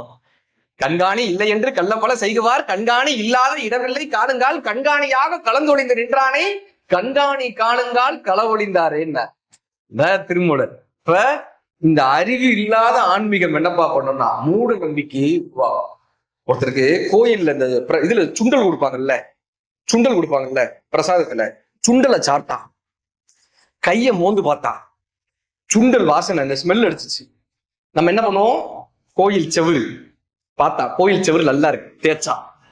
திரும்ப மோந்து பார்த்தா, திரும்ப ஸ்மெல் அடிச்சிச்சு. திரும்ப மோந்து பார்த்தா, திரும்ப தேய்ச்சா. பின்னாடி இருந்து ஒருத்தர் இதை பார்த்துட்டான், இவன் கோயில் செவுத்துல தேய்க்கிறான்றதை பார்த்துட்டான். உடனே நம்ம பையன் மேட்ச் பண்ணான், அதை தொட்டு தொட்டு கும்பிட்டான். அப்படி தொட்டு தொட்டு கும்பிட்டான். அவன் பார்த்தான், உள்ள இருக்கிற சாமியை விட இங்க பெரிய சாமி இருக்கு போல, அதனாலதான் இவன் தொட்டு தொட்டு கும்பிடுறான். இவன் போனதுக்கு அப்புறம் அவன் வந்து தொட்டு தொட்டு கும்பிட்டான். எது, சுண்டல் தேய்ச்ச இடத்த அவன் வந்து தொட்டு தொட்டு கும்பிட்டான். இவன் கும்பிடுறத பார்த்து அடுத்து ஒருத்தன் வந்தான், அவன் தொட்டு தொட்டு கும்பிட்டான். இப்ப என்ன கொடுமையாயிடுச்சு, நம்ம போய் இப்படி சுத்திட்டு வந்தான்ல, பிரகாரம் சுத்திட்டு வந்தான்ல, வர்றப்ப பார்த்தா 20 பேர் நிக்கிறாங்க கியூல. டிக்கெட் போட்டானுங்க. சாதா சாமி 5 ரூபாய், சுண்டல் சாமி 25 டிக்கெட் போட்டானுங்க. இதுல என்ன கொடுமைனா, இவனும் போய் அதே வரிசையில நிக்கிறாங்க. இந்த சுண்டல் சாமியை உருவாக்குனதே நீதானையா, நீயும் போய் அதுலயே நிக்கிற. அதனாலதான் கண்ணதாசன் ஐயா பாடினார், யார் இறைவன் கேட்டார். யார் இறைவன் கண்ணதாசன் ஐயா பாடினார், பூஜ்ஜியத்துக்குள்ளே ராஜ்யத்தை ஆண்டு கொண்டு புரியாமல் இருப்பான் ஒருவன், அதை புரிந்து கொண்டால் அவன்தான் இறைவன். தென்னையில நீருக்குள்ளே தேக்கி வைக்கும் ஓட்டுக்குள்ளே தேங்காயை போல் இருப்பான் ஒருவன், அதை தெரிந்து கொண்டால் அவன்தான் இறைவன். வானவெளி பட்டினத்தில் வட்டமதி சக்கிரத்தில் ஞானரதம் ஓட்டி வரும் ஒருவன், அதை நாடி சென்றால் அவன்தான் இறைவன். முற்றும் கசந்ததென்று பற்றறுத்து வந்தவர்க்கு சுற்றமென நின்றிருப்பான் ஒருவன், அதை தொடர்ந்து சென்றால் அவன்தான் இறைவன். பஞ்சுபடும் பாடுபடும் நெஞ்சுபடும் பாடறிந்து அஞ்சுதலை நீக்கி வைப்பான் ஒருவன், அவன் ஆறுதலை தந்துவிடும் இறைவன். கல்லுக்குள்ளே தேரை கண்டு கருவுக்குள்ளே பிள்ளை கண்டு உள்ளிருந்து ஊட்டி வைப்பான் ஒருவன், உள்ளம் கனிந்து கண்டவர்க்கு அவன்தான் இறைவன். தான் பெரிய வீரன் என்று தலை நிமிர்ந்து வாழ்ந்தவரை நான் குறித்து அழைத்து செல்வான் ஒருவன், இந்த நாடகத்தை ஆட்டி வைக்கும் இறைவன் கண்ணதாசன் ஐயா முடிச்சிருப்பார். இந்த புரிதலை தமிழ்நாளே கற்றுக் கொடுக்கும். இந்த தமிழ் அதனால்தான் வாழ்வியல் மொழிகளாக இருக்கு, வாழ்க்கையை கற்றுக் கொடுக்கிற மொழியா இருக்கு. நம்ம வாழ்க்கைக்கு என்னப்பா கற்றுக் கொடுத்தோம்னா, தீதும் நன்றும் பிறர் தர வாரான்னு உலகத்திலேயே கற்றுக் கொடுத்தது நம்ம மொழி மட்டும்தான். உன் வாழ்க்கைக்கு நீதான்ப்பா முயற்சி செய்ய முடியும். சாமியார் காலில் போய் விழுந்தேன்னா, எங்க ஊர்ல ஒரு சாமியார் விபூதி எடுத்தார், கையை அப்படி ஆட்டி விபூதி எடுத்தார், கண்ணை மூடி குங்குமம் எடுத்தார், திடீர்னு மேல இருந்து எலுமிச்சம்பழம் எடுத்தார்.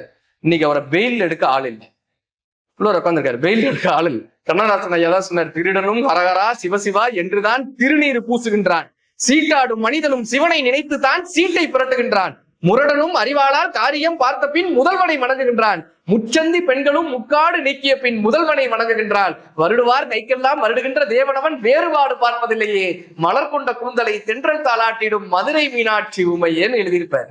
இந்த உலகத்துல எதுப்பா கைதறின 4 பேர் ரொம்ப நன்றியா, சிறப்பு.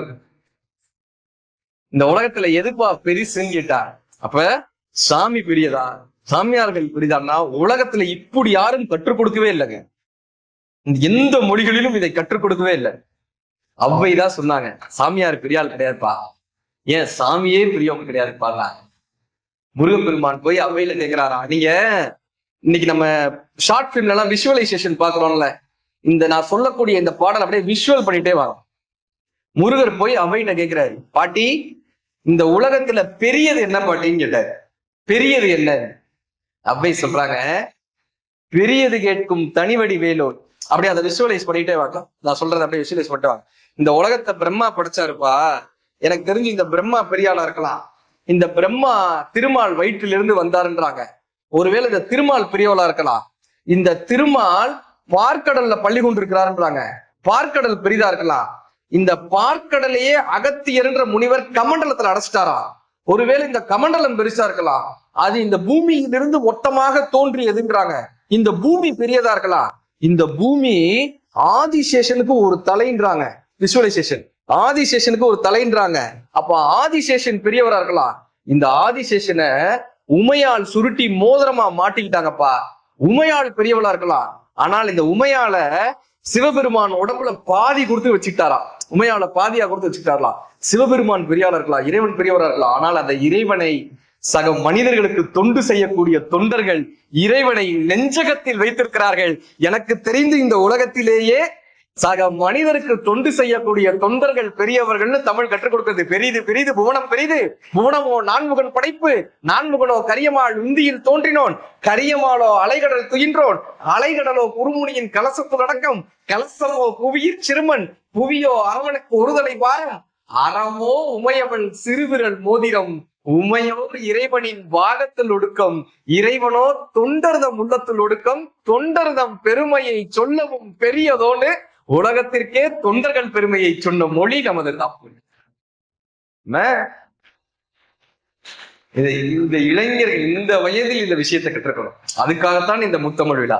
உங்களுக்கு இப்ப இதை கடத்திட மாட்டோமா? இந்த தொண்டை பற்றி, சக மனிதர்களுக்கு நேசத்தை பற்றி தானே. சமீபத்துல கோயம்புத்தூர்ல ஒரு நிகழ்ச்சிக்கு பேச போயிருந்தேன்.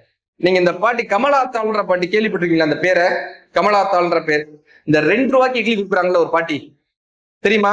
2 ரூபாய்க்கு இட்லி கொடுக்குறாங்க. 1 ரூபாய்க்கு கொடுத்துட்டு இருந்தா இப்ப 2 ரூபாய்க்கு இட்லி. அந்த பாட்டி கேள்விப்பட்டிருக்கீங்களா? 2 ரூபாய் இட்லி. அந்த பாட்டி பேரு கமலாத்தாள். அந்த பாட்டிய ரோட்டரி கிளப்ல சார்பா சிறப்பு விருந்தினரா அழைச்சிருந்தாங்க. நானும் போயிருக்கேன் அங்க பேசுறதுக்கு. அந்த பாட்டிக்கு ஆசீர்வாதம் எல்லாம் வாங்கிட்டு நான் கேட்டேன், ஏன் பாட்டி 2 ரூபாய்க்கு எப்படி பாட்டி உன்னால இட்லி கொடுக்க முடியுது? இந்த 2 ரூபாய்க்கு எப்படி பாட்டி கொடுக்க முடியுது? அவங்களே தான் மாவு அரைச்சதுல இருந்து எல்லாமே, எப்படி பாட்டி இது முடியுதுன்னு அவங்க சொன்னாங்க ஒரு வார்த்தை, அந்த 2 ரூபாயே பாதி பேர் கொடுக்க மாட்டான் பாருனாங்க. சாப்பிட்டுட்டு அந்த 2 ரூபாயே பாதி பேர் கொடுக்க மாட்டான் பார். அவங்க கிட்ட கேட்டேன், ஏன் பாட்டு அப்படி கொடுக்காம போயிட்டா உனக்கு கஷ்டமா இருக்காதா? என்ன பண்ணுவீங்க? அதையும் கொடுக்காம போயிட்டா உனக்கு கஷ்டமா இருக்காதா? என்ன பண்ணுவீங்க? அவங்க சொன்னாங்க ஒரு வார்த்தை, தம்பி கொடுத்தா அத லாப கணக்குல எழுதிப்பேன், கொடுக்காட்டி அத புண்ணிய கணக்குல எழுதிப்பேன் பாருன. கொடுக்காட்டி அதை புண்ணிய கணக்குல எழுதிப்பேன். எவ்வளவு பெரிய பாரம்பரியங்கள்ல இருந்து நம்ம வந்திருக்கோம், எவ்வளவு பெரிய மனிதர்களை இது தமிழ் தானே கற்றுக் கொடுக்கும். இப்படியான பாரம்பரியத்தை ராஜராஜ சோழனுடைய வரலாறுலாம் படிக்கும் போது, நீங்க இந்த தஞ்சை பெரிய கோயிலுக்கு போனோம்னா நம்ம என்ன பண்றோம், சுத்தி போட்டோ எடுத்துட்டு வந்துருவோம்ல. முடிஞ்சா அந்த கல்வெட்டுகள்ல நிறைய கதைகள் இருக்கும். அந்த சுத்தி சுத்தி கல்வெட்டு இருக்கா, அந்த கல்வெட்டுல நிறைய கதைகள் இருக்கும். சோழர் என்னெல்லாம் பண்ணாருன்னு அதுல கதைகள் வரும். அதுல ஒரே ஒரு கதையை மட்டும் சொல்றேன். அவர் என்ன பண்ணிரு, எவ்வளவு பெரிய மேனேஜ்மெண்ட் ஸ்கில் ராஜராஜ சோழன் பண்ணிட்டாரு பாருங்க. அங்க இருக்கக்கூடிய கிராமங்களுக்கெல்லாம் அங்க கோயில் கட்டினாரு. அந்த கோயில்ல ஒவ்வொரு சன்னதிகள் இருக்குமா, அந்த சன்னதிகளுக்கு நந்தா விளக்குன்னு சொல்லுவாங்க. அந்த காலத்துல விளக்கு ஏத்தணும், ஒவ்வொரு சன்னதிக்கும் விளக்கு ஏத்தணும். நந்தா விளக்கு ஏத்துறதுக்கு என்ன பண்ணுவார்னா, அந்த கிராமத்துல இருக்கக்கூடிய ஒரு குடும்பத்துக்கு ஒரு பசுமாடும் கன்றும் கொடுத்துருவாங்க. நீங்க இந்த குடும்பம் பசுமாட்டையும் கன்றையும் வச்சு வாழ்ந்துக்கலாம், அதுல இருந்து வரக்கூடிய பாலை வச்சு நீங்க விளக்கு ஏத்தணும்னு அரசு உத்தரவு. ஒரு சன்னதி, இவர் நகர்வலம் வரும்போது பாக்குறாரு, ஒரு சன்னதியில விளக்கு எரியல. அதிகாரிகளை கூப்பிட்டு கேட்கிறாரு, ஏன் இதுல விளக்கெரியலன்னு கேட்கிறாரு. நாங்க 10 நாளா பாக்குறோம், 10 நாளா இந்த சன்னதியில விளக்கெரியல, நாங்க அரசு ஓலை எல்லாம் கொடுத்து பார்த்துட்டோம், ஆனாலும் இதுல விளக்கெரியல. விசாரணைக்கு அந்த குடும்பத்துல இருந்து வர சொல்றாங்க. ஒரு அம்மா அப்படியே நொந்து போய் கை குழந்தையோட வந்து நிக்கிறாங்க. உடம்பெல்லாம் இழைச்சு போய் கை குழந்தையோட வந்து நிக்கிறாங்க. இவர் கேட்கிறாரு, ஏன் விளக்கேத்தல? உங்களுக்கு தான் மாடு எல்லாம் கொடுத்தோம்ல, ஏன் விளக்கேத்தல? அவங்க சொல்றாங்க, காவேரியில வெள்ளம் வந்துச்சா, அந்த காலத்துல காவேரியில வெள்ளம் வந்துச்சு. காவேரியில வெள்ளம் வந்துச்சா, வந்தப்ப எங்க மாடெல்லாம் அடிச்சுட்டு போயிடுச்சு, எங்க குடிசையோட எங்க கணவரும் அந்த வெள்ளத்துல இறந்து போயிட்டாரு. 45 நாளைக்கு முன்னாடி அந்த வெள்ளம் வந்தது, என் கணவரும் அதோடு இறந்து போயிட்டாங்க. மாடு எல்லாத்தையும் அடிச்சுட்டு போயிடுச்சு 45 நாளைக்கு முன்னாடி, அதனால ஏத்த முடியல. இப்ப சோழர் கேட்கிறாரு, 45 நாளைக்கு முன்னாடி வெள்ளம் வந்ததுன்னு சொல்றீங்க, 45 நாளைக்கு முன்னாடி உன்னுடைய கணவன் இறந்து போயிட்டாருன்றீங்க, 45 நாளைக்கு முன்னாடி மாடுகள்லாம் அடித்து செல்லப்பட்டதுன்றாங்க, ஆனால் கோயில்ல விளக்கு 10 நாளா தான் எரியலன்னு சொல்றாங்க. எங்கேயோ இடிக்குதுல்ல, இந்த 10 நாளா தான் கோயில்ல விளக்கு எரியலன்றாங்க. இத்தனை நாள் நீங்க என்ன பண்ணீங்க? அந்த அம்மா சொன்ன வார்த்தைங்க, இத்தனை நாள் என் தாய்ப்பாலை விற்று அதில் வரக்கூடிய பணத்தின் மூலமாக நான் கோவிலில் விளக்கேற்றி கொண்டிருந்தேன். இன்றைக்கு என் தாய்ப்பாலும் வற்றி விட்டது, என்னால் விளக்கேற்ற முடியவில்லை. ராஜராஜ சோழன் நெகிழ்ந்து போய் சொன்னார், எனக்கு கொடுத்த ராஜராஜன் என்கிற பட்டத்தை நான் இந்த தாய்க்கு கொடுக்கிறேன், இன்றிலிருந்து நீங்கள் ராஜராஜ பெருந்தேவி என்று அழைக்கப்படுவீர்கள்னு சொல்லி அவர்களுக்கான ஒரு இருப்பிடத்தை கொடுத்து அந்த கல்வெட்டுல எழுதியிருக்காரு. இந்த சன்னதி ராஜராஜ பெருந்தேவியின் நந்தா விளக்கால் இன்றைக்கும் எரிந்து கொண்டிருக்கிறது. இந்த தொண்டை உலகத்திற்கே கற்றுக் கொடுத்த மொழியாக நம்ம மொழி மட்டும் தானே இருக்கு இல்லையா? இப்ப அறம், அடுத்து என்னவானா பொருள், வாழ்க்கையினுடைய பொருளை கற்றுக் கொடுத்தது. வள்ளுவர் ரொம்ப அழகா சொல்வார், பொருள் அல்லவரை பொருள் என்று செய்யும் பொருள் அல்லது இல்லை பொருள்னர். ஒருத்தனுக்கு காசு இல்லைன்னா காசு வந்துருச்சுன்னா மட்டும் அவனுடைய அடையாளம் கிடையாதுப்பா. அதை வைத்து என்ன செய்ய போகிறார்கள்ன்றதா அவங்களுடைய அடையாளம். போய் கேட்டாங்க வள்ளுவர்கிட்ட, சாமி நான் எப்படி சாமி சம்பாதிக்கணும்னா, நீங்க இப்படிதான் வள்ளுவம் படிக்கணும். போய் பேசுற மாதிரி போய் சம்பாதிக்கணும், போய் பேசுற மாதிரி கேட்கணும். சாமி எப்படி சம்பாதிக்கணும்? அவர் சொன்னாரு, அறம் ஈனும் இன்பமும் ஈனும் திறன் அறிந்து தீதின்றி வந்த பொருளார். திறமையான காசு வரணுமா? இனிமே நீங்க போய் சம்பாதிக்க போறீங்க, வேலைக்கு போக போறீங்க, கரெக்டா? அப்ப எப்படிப்பா பொருள் வரணும்னா தீதில்லாத பொருளாக வரணும். அறம் ஈனும் இன்பமும் ஈனும் திறன் அறிந்து தீதின்றி வந்த பொருள். திருடுறது கூட ஒரு வகையான ஆனால் தீதில்லாத பொருளா வரணுமா? சரி சாமி சம்பாதிச்சிட்டோம், சம்பாதிச்ச பணத்தை எங்க வைக்கிறதுன்னு கேட்டாங்க. வள்ளுவர் தான் கற்றுக் கொடுத்தாரு. சம்பாதிச்ச பணத்தை எங்க தெரியுமா வைக்கலாம்? பேங்க்ல போடுவோமா? திவாலா போயிடும். நிலம் வாங்குவோமா? பசங்களுக்கு தான் போகும். வள்ளுவர்கிட்ட கேட்டாங்க, சாமி நான் சம்பாதிச்ச பணத்தை எங்க சாமி வைக்கிறதுன்னா, பசித்தவனுடைய வயிற்றுல கொண்டு போய் நீ சம்பாதிச்ச பணத்தை வச்சிருப்பா, அது மாதிரி வேற எங்கேயுமே அந்த பணம் பத்திரமாக இருக்காதுனாரு. அட்டா அணிபசி தீர்த்தா அத்தொருவருக்கு பெற்றார் பொருள் வைப்புலின்னு வள்ளுவர் கற்றுக் கொடுக்கிறார். பொருள். மூணாவது என்ன பண்ணா, நீங்க வள்ளுவரை ஒரு அறிஞரா பார்க்கணும்னா அறத்துப்பால் படிக்கணும், ஒரு நிபுணரா பார்க்கணும்னா பொருட்பால் படிக்கணும். வள்ளுவரை நீங்க ஒரு கவிஞரா பார்க்கணும்னா, இங்க எத்தனை பேருக்கு கவிதை பிடிக்கும்னு தெரியல, ஆனா கவிதை பிடிக்குமா? நீங்க உண்மையிலேயே கவிஞராக பார்க்கணும்னா காமத்து பால் படிக்கணுங்க. அப்படி ஒரு கவிஞராக இருப்பார். இன்பத்து பால் படிக்கணும். காதல் கவிதை. நானு காலேஜ் படிக்கும் போது நான் கம்ப்யூட்டர் சயின்ஸ், அவங்க சொன்னாங்க எம்சிஏ படிச்சோம், கம்ப்யூட்டர் சயின்ஸ் ஸ்டூடெண்ட்.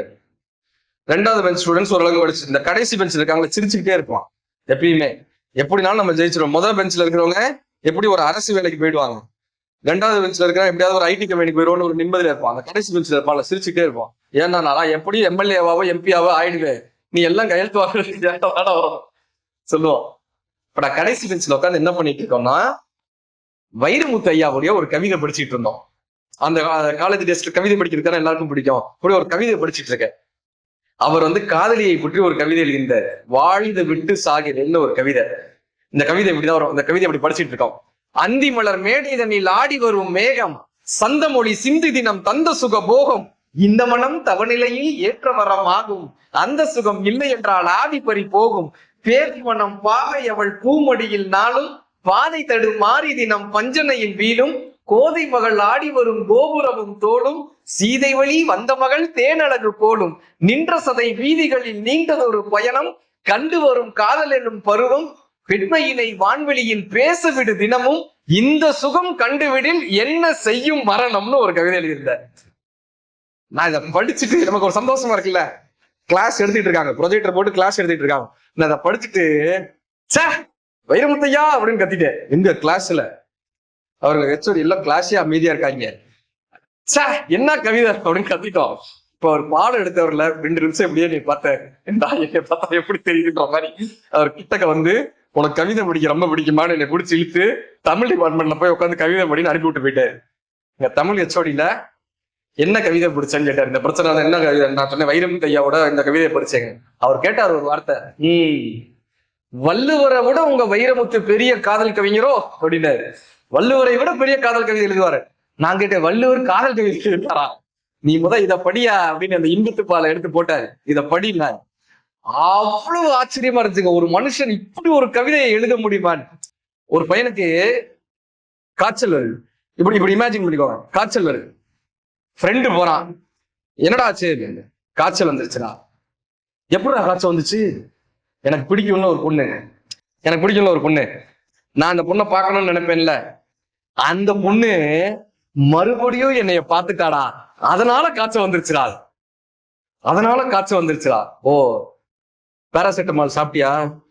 இவர் கேட்கிறான், ஃப்ரெண்டு கேட்கிறான், மாத்திரை சாப்பிட்டியா? பேராசிட்டமால் சாப்பிட்டியா? சாப்பிட்டேன், எல்லாம் சாப்பிட்டேன், ஆனாலும் அந்த காய்ச்சல் தீரவே இல்லை. எப்படிடா காய்ச்சல் போகும்? எப்படி திரும்ப போகும்? அந்த பொண்ணு பார்த்தாளா, அதனால காய்ச்சல் வந்துச்சா? மறுபடியும் அந்த பொண்ணு பார்த்தாதான்டா அந்த காய்ச்சல் திரும்ப போகும்னு ஒரு கவிதை எழுதியிருக்காருங்க வள்ளுவர். இருநோக்கு இவளின் முன்கண் உள்ளது, ஒரு நோக்கு நோய், நோக்கொன்றா நோய் மருந்துன்னு எழுதியிருப்பார். புரிஞ்சு கைதட்டின 4 பேருக்கு நன்றி. இந்த கவிதை காதல் கவிதைகளை படிக்கணும்னாலும் வள்ளுவத்தை தாங்க படிக்கணும். நீங்க மறுபடியும் அவர்கிட்டதான் போகணும். ஊரார்க்கவை எருவாக, அன்னை தேவு நீராக, நீளும் இந்த நோய் எழுதியிருப்பார். அவரு இப்படி ஒரு தமிழரின் பாரம்பரியத்தை காதல்ல போய் சொல்ல முடியுமான்னு ஆச்சரியமா இருக்கும். இப்ப தமிழர்களுடைய பெரிய பண்பு என்ன தெரியுமா? விருந்தோம்பல். கரெக்டா? விருந்தோம்பல். காதலன் களமாட போயிட்டாராம், சண்டைக்கு போயிட்டாராம், போர்க்களத்துக்கு போயிட்டாராம். இந்த காதலியால காதலனை பார்க்கவே முடியலையா? இப்படி ஒரு குரல் இருக்கு, காதலியால காதலனை பார்க்கவே முடியலையா? இப்ப இந்த காதலி கனவு கிட்ட பேசுறாங்க, கனவோடு பேசுறாங்க. நான் என் காதலனை பார்க்கவே முடியல, தினமும் நீதான அவன் முகத்தை கொண்டு வந்து என் முகத்தை காட்டுற, என் கனவுல காட்டுற, உனக்கு நான் ரிட்டர்ன் கிஃப்ட் என்ன கொடுப்பேன்னு கேட்கிறாங்களா. காதலின் தூதோடு வந்த கனவிற்கு யாது செய்வேன் கொள்விருந்துன்னு வள்ளுவர் எழுதியிருப்பார். இந்த ரிட்டர்ன் கிஃப்ட், கனவிற்கு விருந்தோம்பல் கொடுக்க முடியுமா என்று கேட்ட ஒரே மொழியாக நம்ம வள்ளுவம் மட்டும்தான் இருந்தது. அதுக்காகவாது வள்ளுவம் படிச்சிடும். இப்ப இதெல்லாம் இருக்கட்டும் ஒரு பக்கம். கல்லூரி மாணவர்களாகிய நமக்கு இந்த தமிழும் சிந்தனையும் வள்ளுவம் எப்படிப்பா பயன்படுதுன்னா, ஒரு சில ஃபார்முலா மட்டும் நான் கடந்து கொடுத்துட்டு என்னுடைய பேச்சு முடிச்சிடறேன். 3 விஷயம் உங்களுக்கு கொடுக்குறேன். இத்தனை நேரம் நீ பேச்ச கேட்கலனாலும் பரவாயில்ல, இனிமே கேட்டிருக்க. 3 விஷயம் அண்டர்லைன் பண்ணி வச்சுக்கோங்க. முதல் விஷயம் பசித்திரு, 2வது தனித்திரு, 3வது விழித்திரு. 3 விஷயம் தமிழ்ல வள்ளலார் கத்துக் கொடுத்துட்டு போறாரு. பசித்திரு, 2வது தனித்திரு, 3வது நீ விழிச்சிருக்கியான்னு பாக்குற. நல்லா சாப்பிட்டு வந்துட்டு இந்த எப்பயுமே லஞ்ச் பீரியடுக்கு அப்புறம் கிளாஸ் எடுக்கிறது எவ்வளவு கஷ்டம்னு முன்னாடி இருக்கிற ஆசிரியர்களுக்கு தான் தெரியும். கிளாஸ் எடுக்கிறது ஏன் பாடுறா, நம்ம இன்ட்ரெஸ்டா பாடம் எடுக்கிற போது இவன் தலை போய் முன்னாடி மண்டையில முட்டும் டங்குடு இதுடா அப்படின்னு இன்னும் பேர் பார்த்துக்கிட்டு இருப்பாங்க பின்னாடி உட்காந்து. இதெல்லாம் நடக்கும் லஞ்ச் பீரியடுக்கு அப்புறம் தான். இல்ல விழித்திரு, பசித்திரு, தனித்திரு, விழித்திரு. அது என்னப்பா பசித்திருன்றாங்க? பசியோட இருக்கிறதா கிடையாது, சாப்பிட்றதானா கிடையாது. எங்கு எதை கத்துக்க முடியுமோ அங்கங்க அதை கத்துக்கணுமா. இப்ப ஜெய்பீம்ல ஒரு பாட்டு வந்துச்சுல்ல, ஜெய்பீம் படம் பாத்தீங்களா? ஒரு பாட்டு வந்துச்சா, தலை போத இளங்காத்து மரமாக விதையெல்லாம் கேட்டுக்கோமா. நல்லா சொல்லலாம், தலை போத இளங்காத்து செய்தி கொண்டு வரும். அது என்னப்பா, தலை போத இளங்காத்து செய்தி கொண்டு வரும். இந்த காத்து அடிக்குது இல்ல, காத்து அடிக்குது இல்ல, இந்த காத்துல ஏதோ 2 வார்த்தை காதுல விழுந்துருமாங்க. இந்த காத்துல 2 வார்த்தை காதுல விழுந்துருமா. அப்படி விழுந்துச்சுன்னா அந்த வார்த்தை விதையா போய் உள்ள விழுமா. விதையா நாம செம்மனாக இருந்தால் அந்த விதை விருட்சமாயிட. பைபிள்ல ஒரு வாசகம் வரும், நான் விதைகளை தூவுகின்றேன், சில விதைகள் மாறைகளில் விழுகின்றன, அவைகளை பறவைகள் புசித்து செல்கின்றன. சில விதைகள் தண்ணீரில் விழுகின்றன, அவை நீர்த்து போகின்றன. சில விதைகள் முக்காட்டில் விழுகின்றன, அவை நசுங்கி போகின்றன. சில விதைகள் மட்டும்தான் செம்மண்ணில் விழுகின்றன. அந்த செம்மண்ணுக்குள் விழக்கூடிய விதைகளுக்கு வீரியம் இருந்து விட்டால் அவை விருட்சமாகின்றன ஒரு வாசகம் வரும். நீங்கள் எல்லாம் இந்த அழகான செம்மண்ணில் விழுந்த விதைகள், இந்த கல்லூரி என்கிற இந்த செம்மண்ணில் விழுந்த விதைகள். உங்களுக்குள்ள ஒரு வீரியத்தை கடத்தி விட மாட்டோமா?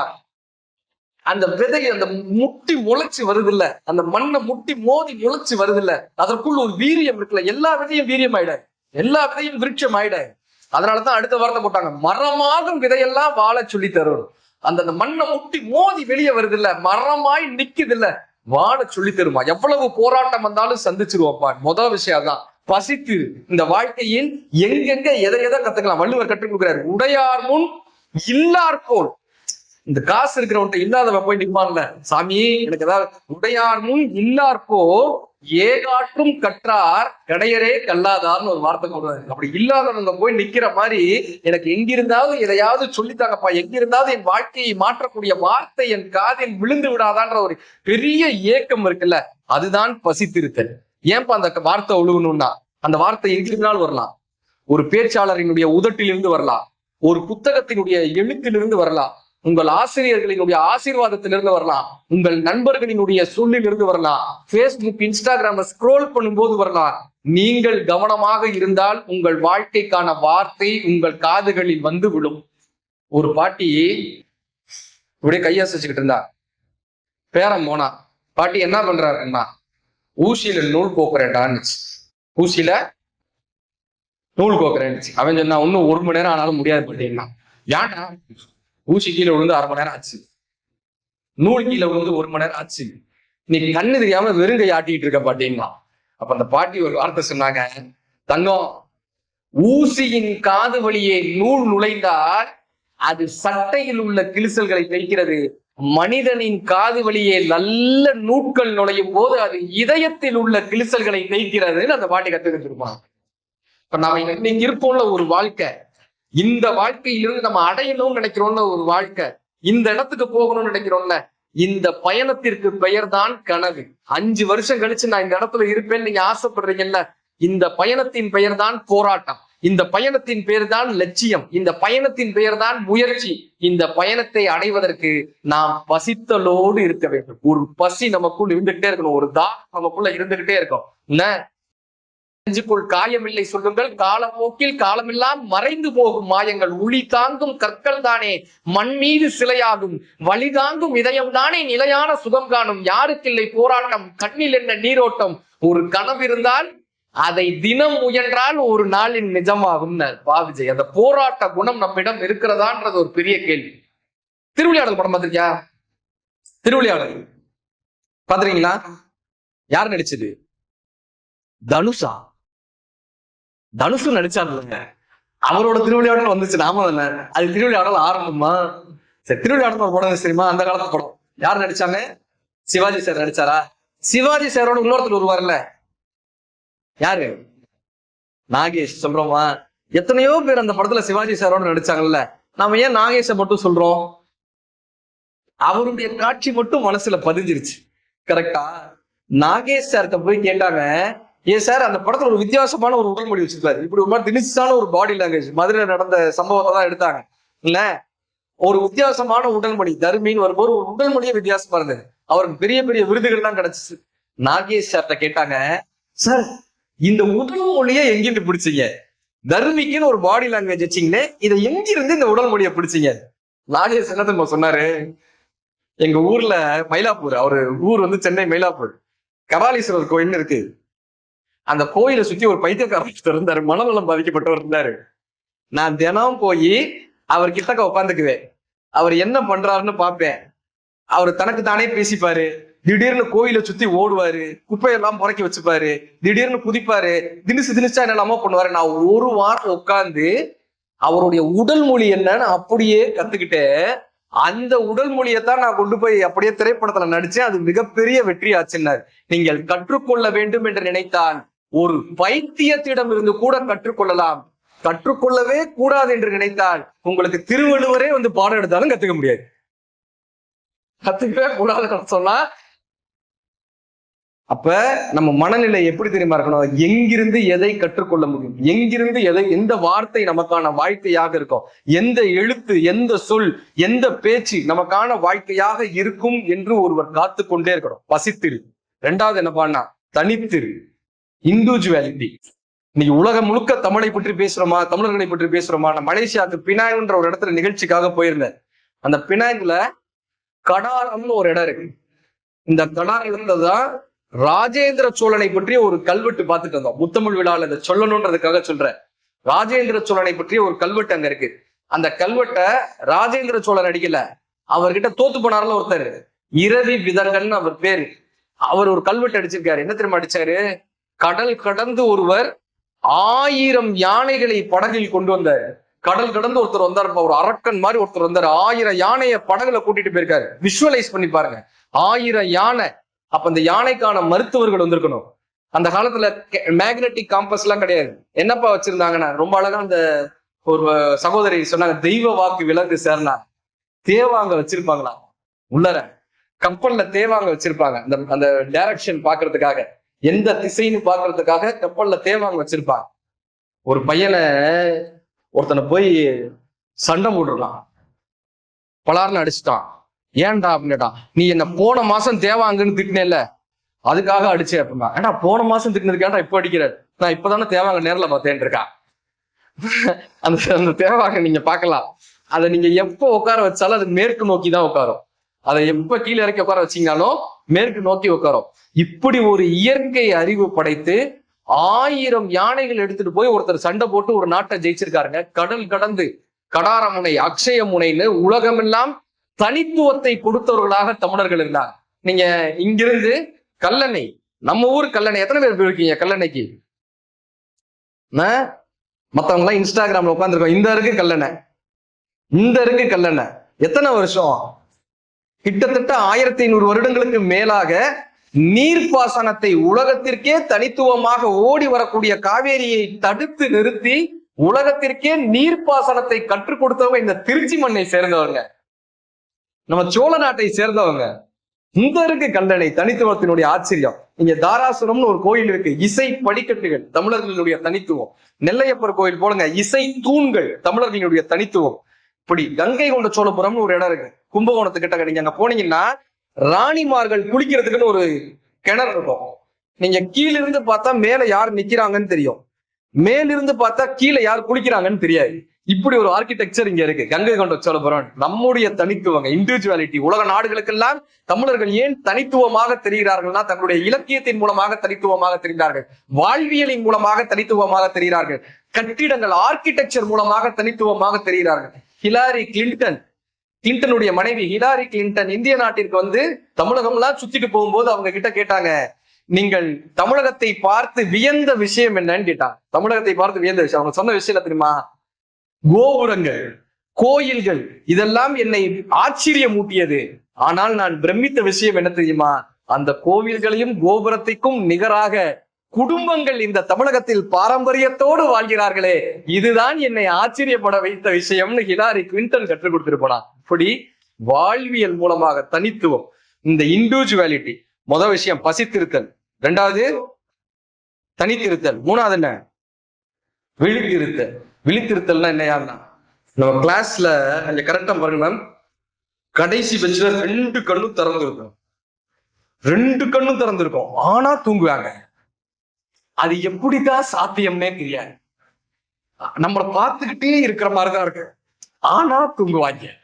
அப்ப we are physically present. ஏன்னா நானும் தூங்கியிருக்கேன்ல, எனக்கும் அந்த அனுபவம் இருக்குல்ல. 2 கண்ணையும் திறந்துதான் இருப்போம், ஆனாலும் ஒரு தூக்கம் வரும். அதுக்கு எப்பயுமே அது ஒரு விஷயம். அப்ப என்ன வார்த்தைன்னா விழித்திருத்தல் என்ன தெரியுமா? விழிப்புணர்வோடு இருக்கோமான்னு ஒரு கேள்வி இருக்குல்ல. எல்லாமே முழிச்சிட்டு இருக்கோம், ஆனால் விழிப்புணர்வோடு இருக்கோமான்னு ஒரு கேள்வி இருக்கு. இங்க காலம் என்ன சொல்லுவோம்? காலம் பொன் போன்றது, இதானே கத்து கொடுத்துட்டு போனாங்க. காலம் பொன் போன்றது, இதானே கத்து கொடுத்தாங்க. இன்னைக்கு சொல்லிட்டு போட்டா காலம் பொன் போன்றது இல்லை, உயிர் போன்றது.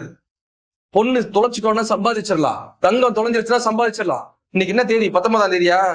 19ஆம் தேதி ஜூன் மாசம். இந்த 4 மணி போயிடுச்சுன்னா திரும்ப கிடைக்குமா? கிடைக்கவே கிடைக்காது. தங்கத்தை தொலைச்சா சம்பாதிச்சிடலாம். விழிப்புணர்வோடு ஒரு காலத்தில் இல்லை என்றால் அந்த காலம் நமக்கு கிடைக்கவே கிடைக்காது. உங்களுக்கு கிடைச்சிருக்கல இந்த காலேஜ் டேஸ், இதுதான் உங்களுடைய வாழ்க்கை உங்களுக்கு ஆசீர்வதிப்பதற்காக கொடுக்கப்பட்ட காலம். இது நாங்க மீடியாலாம் டிஆர்பி டைம்னு சொல்லுவோம். அப்படியான வாழ்க்கை உங்கள் ஆசீர்வாதத்திற்காக கொடுக்கப்பட்ட காலம். நம்ம என்ன பண்றோம்? பேஸ்புக் உட்காந்து நோண்டிட்டு இருக்கோமா? ரீல்ஸா பார்த்துட்டு இருக்கோமா? இந்த காலத்தை ஓட்டுறோமா? இதுல ஓடுறது ரீல்ஸ் இல்ல, காலம் ஓடுறது காலம். நம்ம விழிப்புணர்வோடு இல்லைன்னா என்னப்பா ஆகும்னா, திருமுருகாற்றுப்படைன்னு ஒரு நூல் இருக்கு, தமிழ்ல கேள்விப்பட்டிருக்கீங்களா? திருமுருகாற்றுப்படை யார் எழுதினது? ஐயோ இப்படி கேட்பாருன்னு தெரிஞ்சா முன்னாடி உட்கார்ந்து இருக்க மாட்டேன்.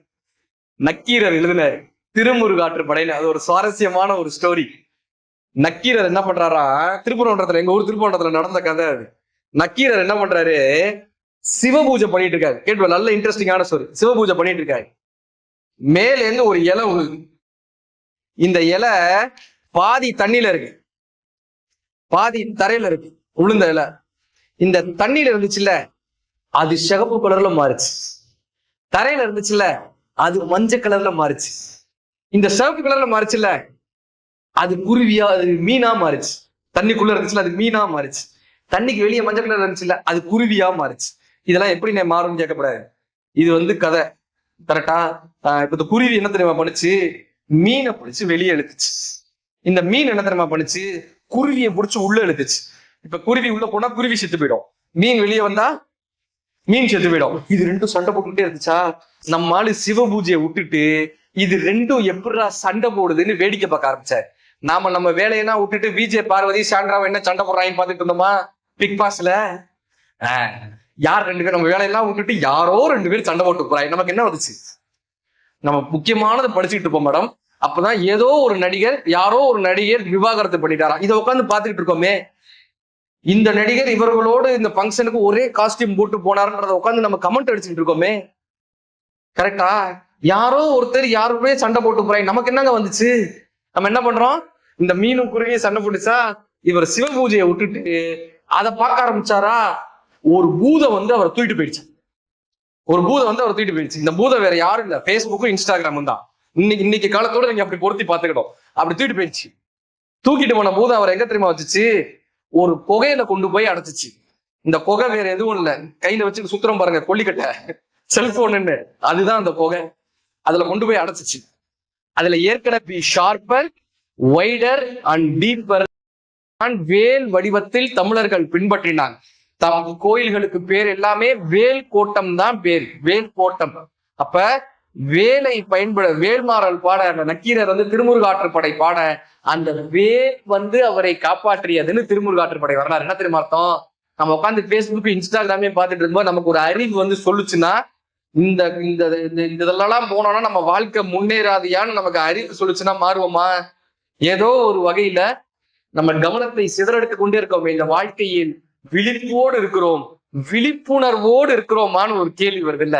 இப்ப எல்லாருக்குமே ஏதோ ஒரு வகையில ஒரு விஷயம் கஷ்டமா தாங்க இருக்கும். இப்ப படிக்கிறதுக்கு நம்ம என்ன சப்ஜெக்ட் உங்களுக்கு ரொம்ப கஷ்டமா இருக்கும்? ஜென்ரலா என்ன, எது ரொம்ப கஷ்டமா இருக்கும் படிக்கிறதுக்கு? எது ரொம்ப கஷ்டம்? எல்லாமே ஈஸியா?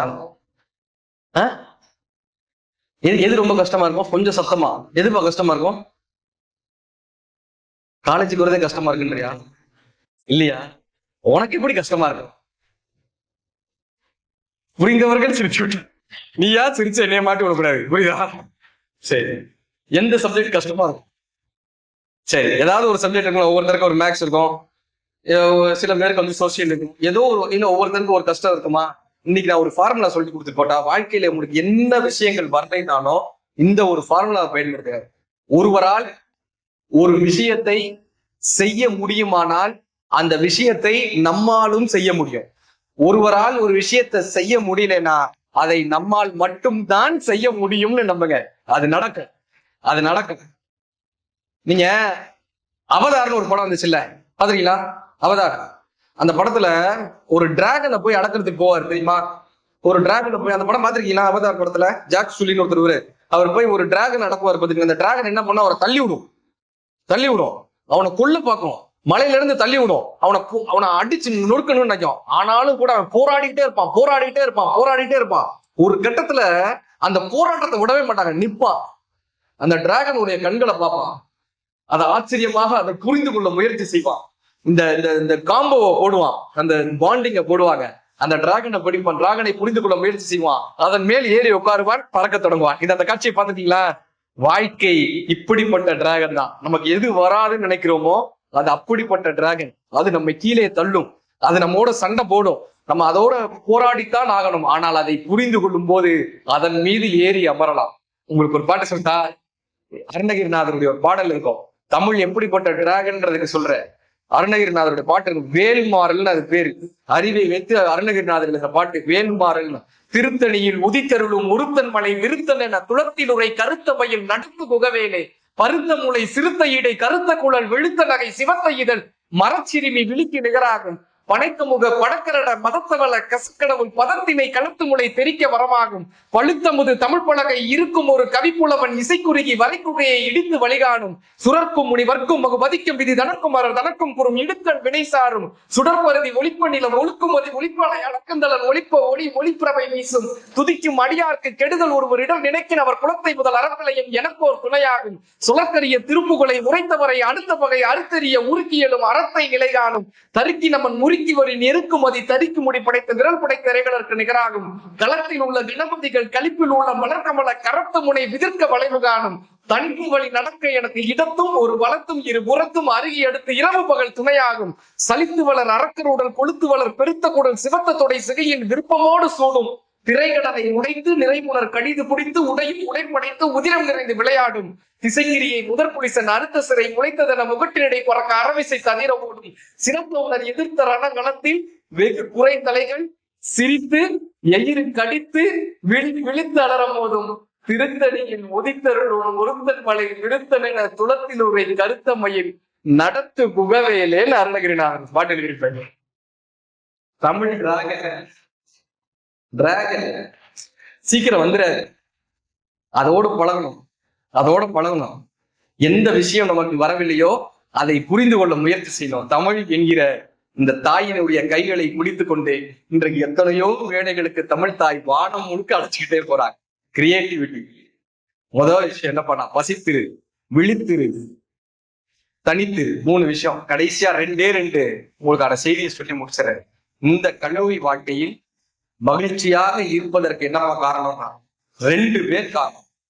உங்களுடைய வாழ்க்கையில நீங்க இதுக்கப்புறம் போறீங்களா ஒரு இடம், அதுக்கு யாருமா பெரிய காரணம்? 2 பேர் தான் காரணம். யார் தெரியுமா?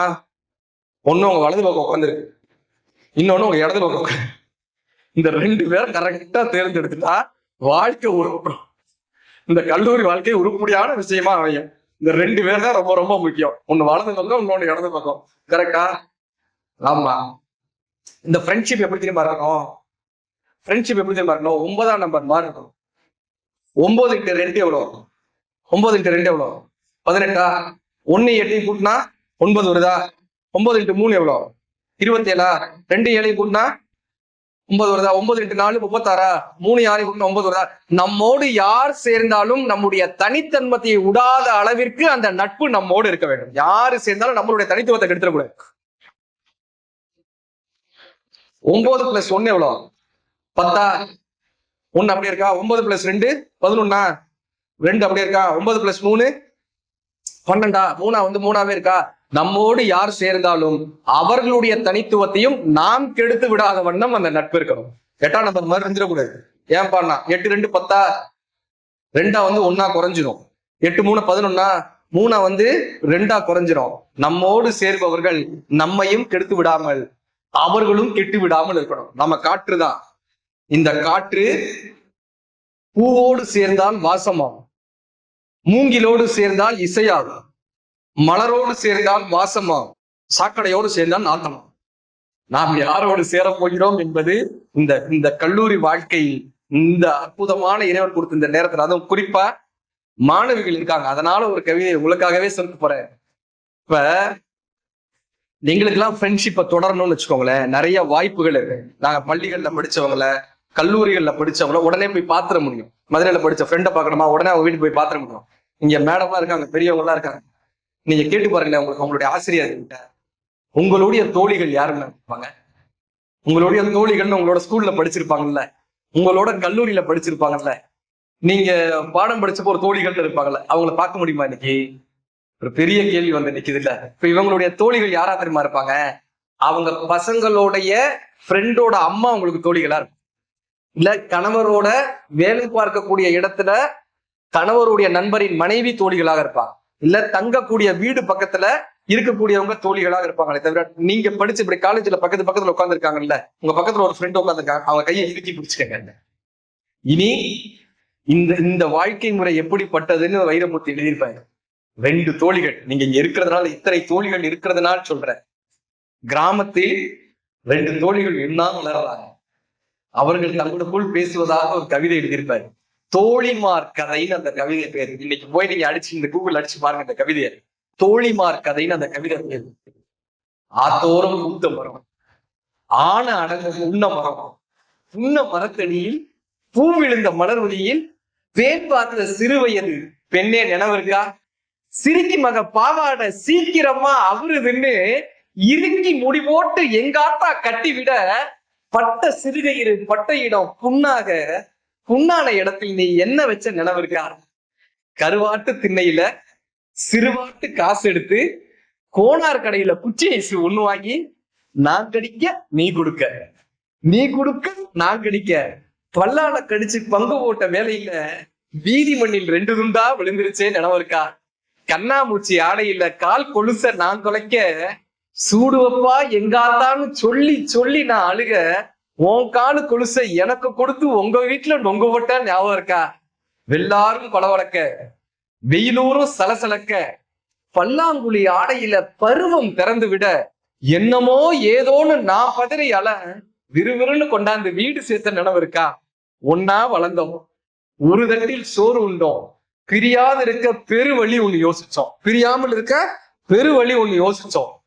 ஒரு புருஷன் கட்டி ஒரு வீட்டில் குடியிருந்து சக்கரத்தையாய் வாழ சம்மதிச்சோம் நினைவு இருக்கா?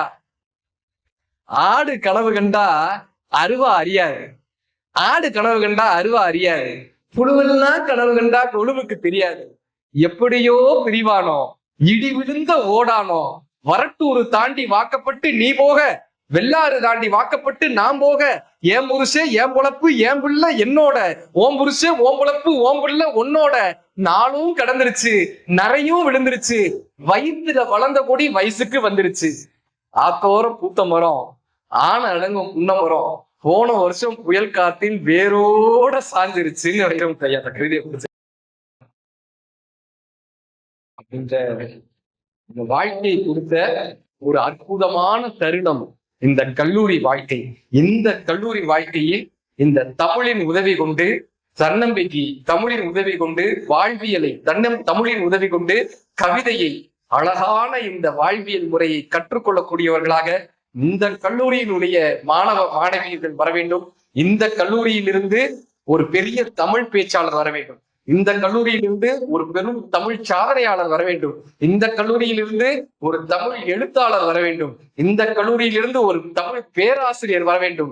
இந்த கல்லூரியிலிருந்து ஒரு தமிழ் வளர்ச்சித்துறை அமைச்சர் உருவாக வேண்டும். நீங்கள் உலகெல்லாம் இந்த தமிழை எடுத்து செல்லக்கூடிய பேரறிஞர்களாக இந்த கல்லூரியிலிருந்து வர வேண்டும் என்கிற ஒரு பெரும் காரணத்திற்காக இந்த முத்தமிழ் விழாவை இத்தனை தூரம் சிறப்பாக நடத்தி தமிழர்களுடைய சிறப்பை உலகத்திற்கே வாழ்வியலை சொல்லிக் கொடுத்தவர்கள் தமிழர்கள் தாங்க. ஒரே ஒரு விஷயம் சொல்லி முடிச்சிடுறேன். இந்த மனித வாழ்க்கை எப்படிப்பட்டது பாருனா, மனித வாழ்க்கை எப்படிப்பட்டதுன்னா, ஒரு புது கவிஞர் எழுதியிருந்தாரு, தாசில்தார் வீட்டு நாய் இறந்து போனது, தாசில்தார் வீட்டு நாய் இறந்து போனது, ஊரே கூடி துக்கம் கேட்டது. தாசில்தார் வீட்டு நாய் இறந்து போனது, ஊரே கூடி துக்கம் கேட்டது. ஒரு நாள் தாசில்தாரே இறந்து போனார், ஒரு நாயும் வரவில்லை. இந்த மனித வாழ்க்கை எப்படிப்பட்டது பாருனா, இந்த பேரு போயிடுச்சுன்னா ஒரு பயம் அடங்கிப்பட்டான். உடம்பு ஒத்துழைக்கலன்னா ஒருத்தர், இந்த அடுப்படியில ஒரு துணி இருக்குல்ல, அடுப்படியில ஒரு துணி இருக்குல்ல, என்ன துணி? நீ தான் சொல்ற கறி துணி. மொத்த பக்கம் எந்த பக்கமும் சொத்த வரல, கறி துணி. இந்த கறி துணி தன்னுடைய ஹிஸ்டரி சொன்னா இப்படி இருக்கும், வாழ்வியல் ஹிஸ்டரிய கறி துணி சொன்னா எப்படி இருக்கும்னு ஒரு பாட்டு எழுதியிருப்பாரு கண்ணதாசன். கறி துணி, இந்த வீட்டுல தொடப்போம்ல கறி துணி, அது தான் வரலாறு சொல்லுதான். கரிசநாட்டு கழனியிலே கால்கள் செய்த உழவு, இரு கண்கள் செய்த கனிவு, குடிசை எரிக்கும் விளக்கை போல இரண்டு வரவு, இது இயற்கை செய்த அழகு. பருத்தி என்ற ஒரு செடி வளர்ந்தது பருவ பெண்ணை போலே, அந்த கரிசக்கள் அடி மேலே அது சிரித்த அழகில் காய் வடித்தது சின்ன குழந்தை போலே, அந்த வண்ண செடியின் மேலே பருத்தி எடுத்து பிரித்து பார்க்க பஞ்சு குவியல் ஆச்சு, பிள்ளை நோக்கி பயணம் போச்சு, அதை திருத்தி எடுத்து பார்க்கும் போது சின்ன இலைகள் ஆச்சு, 100 எண்ணி பெயர் ஆச்சு, அழகு வண்ணம் கலந்துகின்றதில் ஆடை வந்தது மெல்ல, பலர் மானகித்துக் கொண்ட இடை குலைப்பாத உடை தேடி கோல கவிதை சொன்ன, உடல் மூடி மறைத்துக் கொண்ட இந்த துணியில் ஒன்று கிழிந்து அடுப்பகரைக்கு வந்து தான் மடங்கி நின்ற சிந்து, தன் சொந்தக்காரன் பலரை எண்ணி துடிக்கிது மனம் வெந்து, கதை சொல்லுதுகளை நொந்து. என்னப்பா கதை சொல்லுதுன்னு கேட்டாங்க. அந்த துணியில கிழிஞ்சு ஒன்று வந்து கதை சொல்லுச்சா, என்னப்பா கதை சொல்லுதுன்னு கேட்டாங்க. இதுதான் உங்களுக்கான வரி. வாழும் நாளில் வாழ்ந்த எல்லை காத்த இரும்பு பெட்டி, வாழும் நாளில் வாழ்ந்த எல்லை காத்த இரும்பு பெட்டி, இன்று உதைக்கும் என்னை எட்டி, நிலை தாழ்ந்த போது மனிதன் கூட உடைந்த பானை சட்டி, யார் உறவு கொள்வார் உத்தி, மேனியழகும் காசு பணமும் இருக்கும் வரை லாபம், இழந்த பின்பு பாவம், பின் ஞானியரை போல் பாட வேண்டும் நாய்களுக்கும் கோபம், இது நான் படித்த சோகம்னு கண்ணதாசனையா கவிதையை முடிச்சிருக்கேன். இந்த வாழ்வியலை தமிழ் தானே கற்றுக் கொடுக்கும். என்ன எவ்வளவு பெரிய பணக்காரர் ஒருத்தர் சொன்னார், திருச்சியில நான் 4 ஏக்கர் நிலம் வாங்கி போட்டிருக்கேங்க, இன்னொருத்தர் மதுரையில 12 ஏக்கர் நிலம் வாங்கி போட்டிருக்கேங்க, சென்னையில 20 கிரவுண்ட் வாங்கியிருக்கேங்க. இப்ப நிலம் சொல்லுச்சு, இவன் என்ன வாங்குறானா, இவங்க தாத்தாவை நான் தான் வாங்கி போட்டேன், இவங்க அப்பனை நான் தான் வாங்கி போட்டேன், இவனையே கொஞ்ச நாள் நான் தான் வாங்கி போட போறேன், இவன் என்ன வாங்கி போட போறான். மண்ணின் மீது மனிதனுக்கு ஆசை, மனிதன் மீது மண்ணுக்கு ஆசை, மண்ணான் கடைசியில் ஜெயிக்கிறது, இதை மனம்தான் உணர மறுக்கிறதுன்னு கற்றுக் கொடுத்தது தமிழ் தானே. வானவையலாகி அழகாகி மதனாகி வாழ்வு போடாடி வரலாடி விளையாடி விளை வாழ்வு சதமாகி மன தூதமோடு பொருள் தேடி வாசனை குழுவோடு மலரோடு மனமாகி தமிழ் வாசனைகளாகி விளை மாதரோடு கூடிய அவர் ஆசைகளிலே சில நாள் போய் தோல் திரைகளாகி நிறைகளாகி கால்கள் தடுமாறி செவி மாறி பசு பதி பாசம் சூழ் கதிகள் மாறி சுகம் மாறி தடியரோடு திரி ஒரு நாளின் சூளை சொறி வாடு நீர் எழுது சூளம் என கசுமலம் என நாரின் உடல் அடிமையோடு தமிழ் சொல்லுங்க. கசுமலமாக போகக்கூடிய வாழ்க்கையை மீட்டு ஒரு கலையாக பெறுவது தமிழ். அந்த தமிழை கொண்டாடக்கூடிய முத்தமிழ் விழாவில் இந்த கவிதை போல் இருக்கக்கூடிய ஒரு இடத்தில் பொதுவாகவே செஸ்ல கூட ராஜாவை விட ராணிகளுக்கு தான் பவர் ஜாஸ்தி. ஒரு ராணி இருந்தாலே மற்றவங்க விளையாடவே முடியாது. ஆனால் ஒரு கல்லூரி முழுக்க ராணியாக இருந்து கொண்டு ஒரு சிப்பாயினுடைய தமிழை கேட்பதற்காக இத்தனை ராணிகள் காத்திருந்தார்கள் என்பதுதான். அப்படி இந்த கவிதையோடு இருக்கக்கூடிய ஒரு குடும்பத்தில் இத்தனை கவிதைகள் சொல்லக்கூடிய ஒரு தருணத்தில் இத்தனை கவிதைகளுக்கு மத்தியில் ஒரு கவிதை சொல்லக்கூடிய ஒரு அழகான தருணத்தை ஏற்படுத்தி தத்தமைக்காகவே கல்லூரியினுடைய தாளாளர்களுக்கும் ஆசிரியர் பெருமக்களுக்கும் வந்து கேட்ட அத்தனை பெருமக்களுக்கும் முன்வரிசையில் அமர்ந்து மகிழ்ச்சியோடு இதை கேட்டுக்கொண்டிருக்கக்கூடிய அத்தனை பேருக்கும் அமர்ந்து கேட்ட மாணவ மாணவியர்கள் அத்தனை பேருக்கும் வாழ்த்துக்களும் வணக்கங்களையும் சொல்லி இந்த தமிழை உலகமெல்லாம் கொண்டு செல்லக்கூடிய தமிழ் படையாக இங்கிருந்து நீங்கள் உருவாக வேண்டும் என்று தமிழால் வாழ்ந்து விடைபெறுகிறேன். நன்றி நன்றி. முடிச்சுக்கோவேண்டா, நீ பேசுமா, நல்லா இருக்கும், நீ தொடர்ந்து.